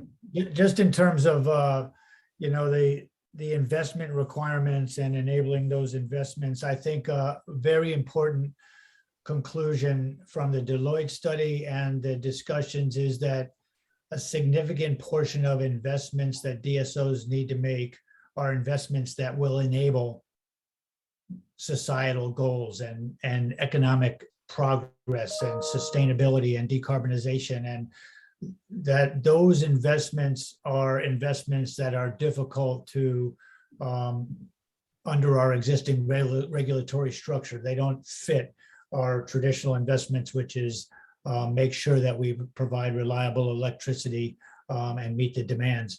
But we're being asked to do more than that, and a lot of the investments that we need to make are those additional responsibilities that the DSO will need to take on. And I think we heard about that in terms of the regulatory challenges and risk assessments from a financial point of view. And I think it's great opportunities for innovation and discussion on this council. So great discussion in those sessions today.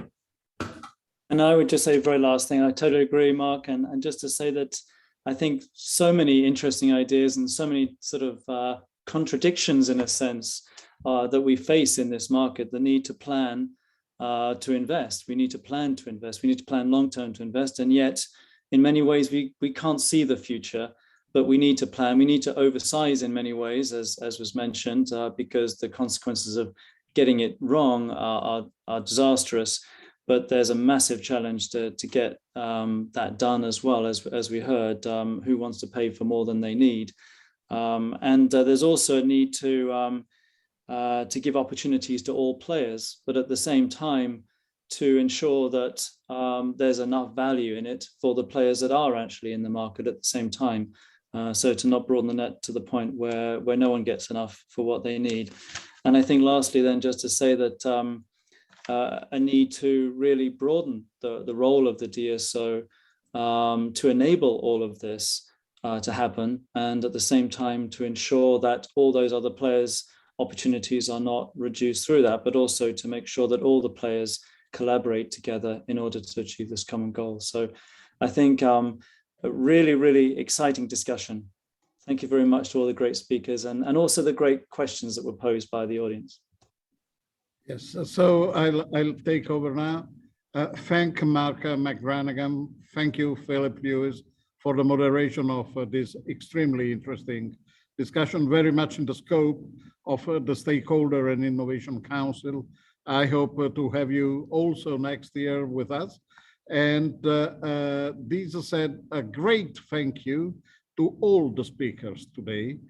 You have been bringing value to this initiative, and we decided on the spot that we shall emphasize your intervention and edit the recording in the next days in order to give a value to this discussion separately from the rest of the proceedings of the Stakeholder and Innovation Council that will also be highlighted in the complete recording available as of tomorrow on our website, along with all presentations. Now, I would like to give the floor to Mark van Stiphout, Deputy Head of Unit for Innovation, Research, Digitalization, and Competitiveness at DG Energy. Mark is a friend of E.DSO, is our reference point for the demo projects that we participate into, and as always had a clear vision of the DSO activity and the progress of the DSO technologies and applications, and what is the framework that is there for the future. And this is why we asked him a challenging title for his final intervention, which is harnessing the evolution between customers, consumers' attitude, and energy transition. So please, Mark, join us on the screen. You have the last word, almost on time, and thank you for your patience. Please. Thank you, Roberto, and thank you everybody at E.DSO for inviting me to this Stakeholder and Innovation Council. And it is difficult to see what I can still add after so many distinguished speakers and panelists that you've had today. But I think that's why you indeed gave me this difficult topic to address. So indeed, that is quite a challenge and something that, of course, we've been kind of breaking our head over already over quite some time. So maybe a few points that I would like to mention here, and a few things that I would like to address. First of all, of course, on the role of the grids, then on how to get consumers on board, both on the side of, let's say, innovation and new solutions, but also from the point of view of the basic rules and let's say the legal framework that we have. So I will try to take a few minutes, or I will try just to take a few minutes of your time, because I realize I'm the last speaker of the day. And as I said, you've already had so much expertise dropped on you that I think you must be quite saturated by now. And if you allow me to repeat a few things that I think are quite obvious, but just in the light of what we're talking about today, I would still like to mention them, because I think that we may not mention enough when we talk about Fit for 55 and the objective to reduce greenhouse gas emissions by 55% by 2030, or to be climate neutral by 2050 at the latest, how essential the grid is because of the decarbonization that we need, that takes place to a large part, and that also has been most successful in electricity, if you compare it, let's say, with transport in general or buildings in general. So a drive towards electrification, a drive towards decentralization makes the role of the grids more and more important, the electricity system more important, and the role of the DSOs more and more important. And the investment needs are huge. And I think, we have quite a few models, and we are not the only ones who make these models, that all underline the huge investments that are needed in the grids, both in hardware, in copper, but also in software and in the, so to say, facilitating environment. And I think that here also, what we may not mention enough is the role of the system operators, both transmission and distribution, as I mean, I think you very often say market facilitators. I would even call it kind of the basic foundation for a lot of innovation to happen. Just a very simple example, if a network operator is not, let's say, interested in incentivizing or giving signals to the market to see if they can help solving congestion, then that service of households contributing to solving congestion through smart charging or demand response will not happen.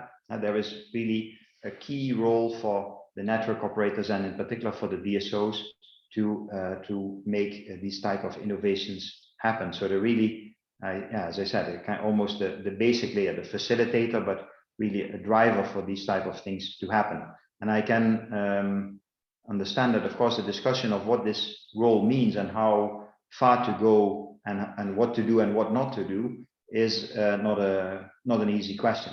And I think it's good that you have discussions like today to really sort out what the key issues are and what the key parameters are, so to say. And I think that this is also what we're trying to support with Horizon 2020 and Horizon Europe, is to test what can this new role of DSOs and TSOs be, how can they fulfill this role of market facilitation. And I think this is also then a clear link to the topic that you've asked me to talk about today, namely how do we get, harness the balance between consumer attitude and the energy transition. I would say, how do we get consumers on board, or how do we keep them on board? And I think, you were talking about active consumers before. I think sometimes, I don't think this was the case just now, but let's say if we want every consumer to be active, then of course we're going to have a bit of a problem. I mean, in a way, we want consumers to be kind of lazy and relaxed and have confidence that when they worry 15 minutes per year about the best offer for the energy service, then they're fine. And that they can trust that whatever they've decided basically keeps them warm and delivers them the cheapest energy for some time to go. Because if they have to worry about their energy supply every year, or not every year, but every day or every week, then I'm not necessarily sure if we're doing them a favor, because this can very easily turn against you. I think of course, we have to start with informing consumers and creating some kind of literacy, but it should not go into making them worried about everything that they do. And the key word, I think from our point of view here, is how can we empower them? And I think here we have made a few steps with the clean energy package, in particular when we talk about the right to self-consume and the local energy communities and the renewable energy communities, where they have the right to generate, store, and sell electricity, and they should not be hampered by disproportionate procedures and be fairly remunerated for the electricity that they generate. Of course, these are nice principles, but the way we actually implement them is kind of important. And this is also something where this is not an easy task for member states or, again, for regulators or network operators. So we are, from a Commission point of view, trying to support that as much as we can, on the one hand with studies and support to member states and guidance, and on the other hand also setting up a kind of inventory or observatory where we can map and provide technical support to these energy communities. And we think that this is kind of, in a way, the way I would see it is this is kind of the forefront of what innovation in the energy market in terms of new services to consumers that help them to be carbon neutral, that help them to basically embrace the energy transition and see benefits from it for themselves, that then also should make it easier to accept investments. If they're able to co-invest in windmills, of course, the acceptance is much higher than when they are planted in their backyard because of, let's say, a big decision. And I think we see a lot of good initiatives happening in this area where there's more and more insight into how you can get them on board. But the key in all these things is basically empower them, give them an effective choice, which doesn't mean that they need to worry about it, let's say, every day, but where they can, where it also brings a concrete benefit for them to try and understand what's happening, then make an investment decision or an engagement decision or a decision to switch, and have confidence that they are well served. And I think this goes into many directions. And so the energy communities, the right to self-consume, but also new innovative services, things like smart charging, demand response. These kind of things are all, for me, they're not necessarily an active consumer. They can still be a lazy consumer. We should make all these things very, very easy. And I think that is really the key where we should go. And it requires, let's say, if we want to make it easy, of course, the system behind it is not easy. And that it can be a very complicated system in terms of how you mentioned the data exchange that needs to be behind it, the rules that need to be set up for such energy communities to function properly so that they don't, so to say, create a problem in the grid and bank on somebody else's payments in order for that community to thrive. And so these are not easy rules. And I think what we see that in many places in Europe, people are searching what these rules should be. But we think that these are the things to do and the way to go. And I think we can also see the good examples of it. And I think one of the tasks that we have is to make sure that these examples are spread as best as we can. And then last but not least, I think actually two more things. One is, of course, this is not independent from the way we tariff and we make people pay for energy. They may think that the commodity price is an issue and that, let's say, the grid pays for itself.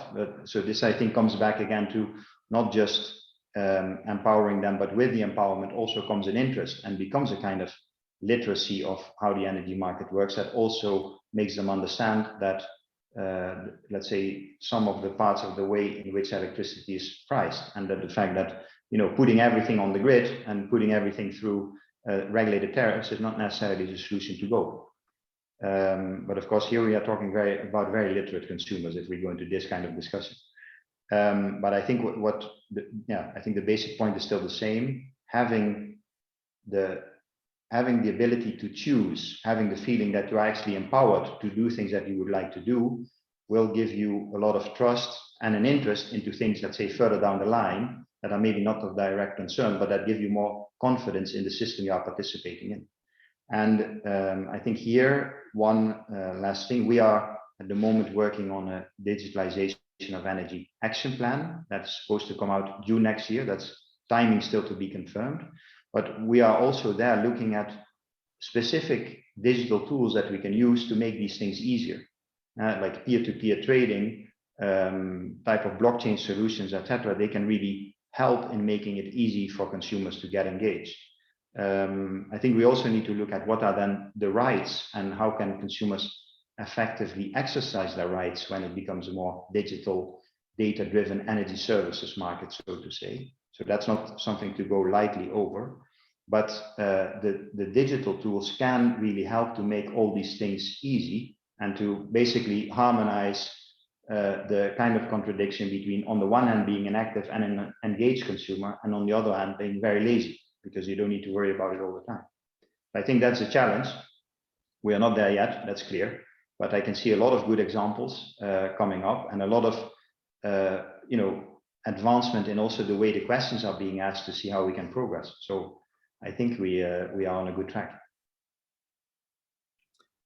Mark, thank you very much. As always, you used an anticipation to set the DSO's agenda for the next 6 months. And we are very grateful for this anticipation that you were already anticipating earlier this morning at another panel I was taking part in, and that had triggered there a lot of questions on the real intentions of the Commission about this. And I took the liberty to tell everybody that, in my opinion, it was going to be serious, and it was going to be a lot of a workload for everybody in that room. So this is exactly what I'm going to say here. I would ask everybody to come on the screen and just to see each other all together in the faces, and Paula also, Zeni, and the staff of E.DSO, if possible, and if they want it. And guys, thank you very much for being there. Really, it was a great stuff around here. I would like to thank you personally one by one. It is not possible, but really you made an effort. I acknowledge that. We made an effort, and you should acknowledge that as well. Bravo, everybody, and hope to see you next year also for the 5th edition of the Stakeholder and Innovation Council. We shall circulate the main outcome and of this one, and have a good evening, and thank you very much for being there. It has been, as always, a pleasure to have you, everybody. Bye. Thank you. Everything fine. Yep. Thank Bye. you, everyone. Thank you. Bye-bye. Very successful event. Thank you. Bye-bye. Bye-bye. Thanks. Bye-bye.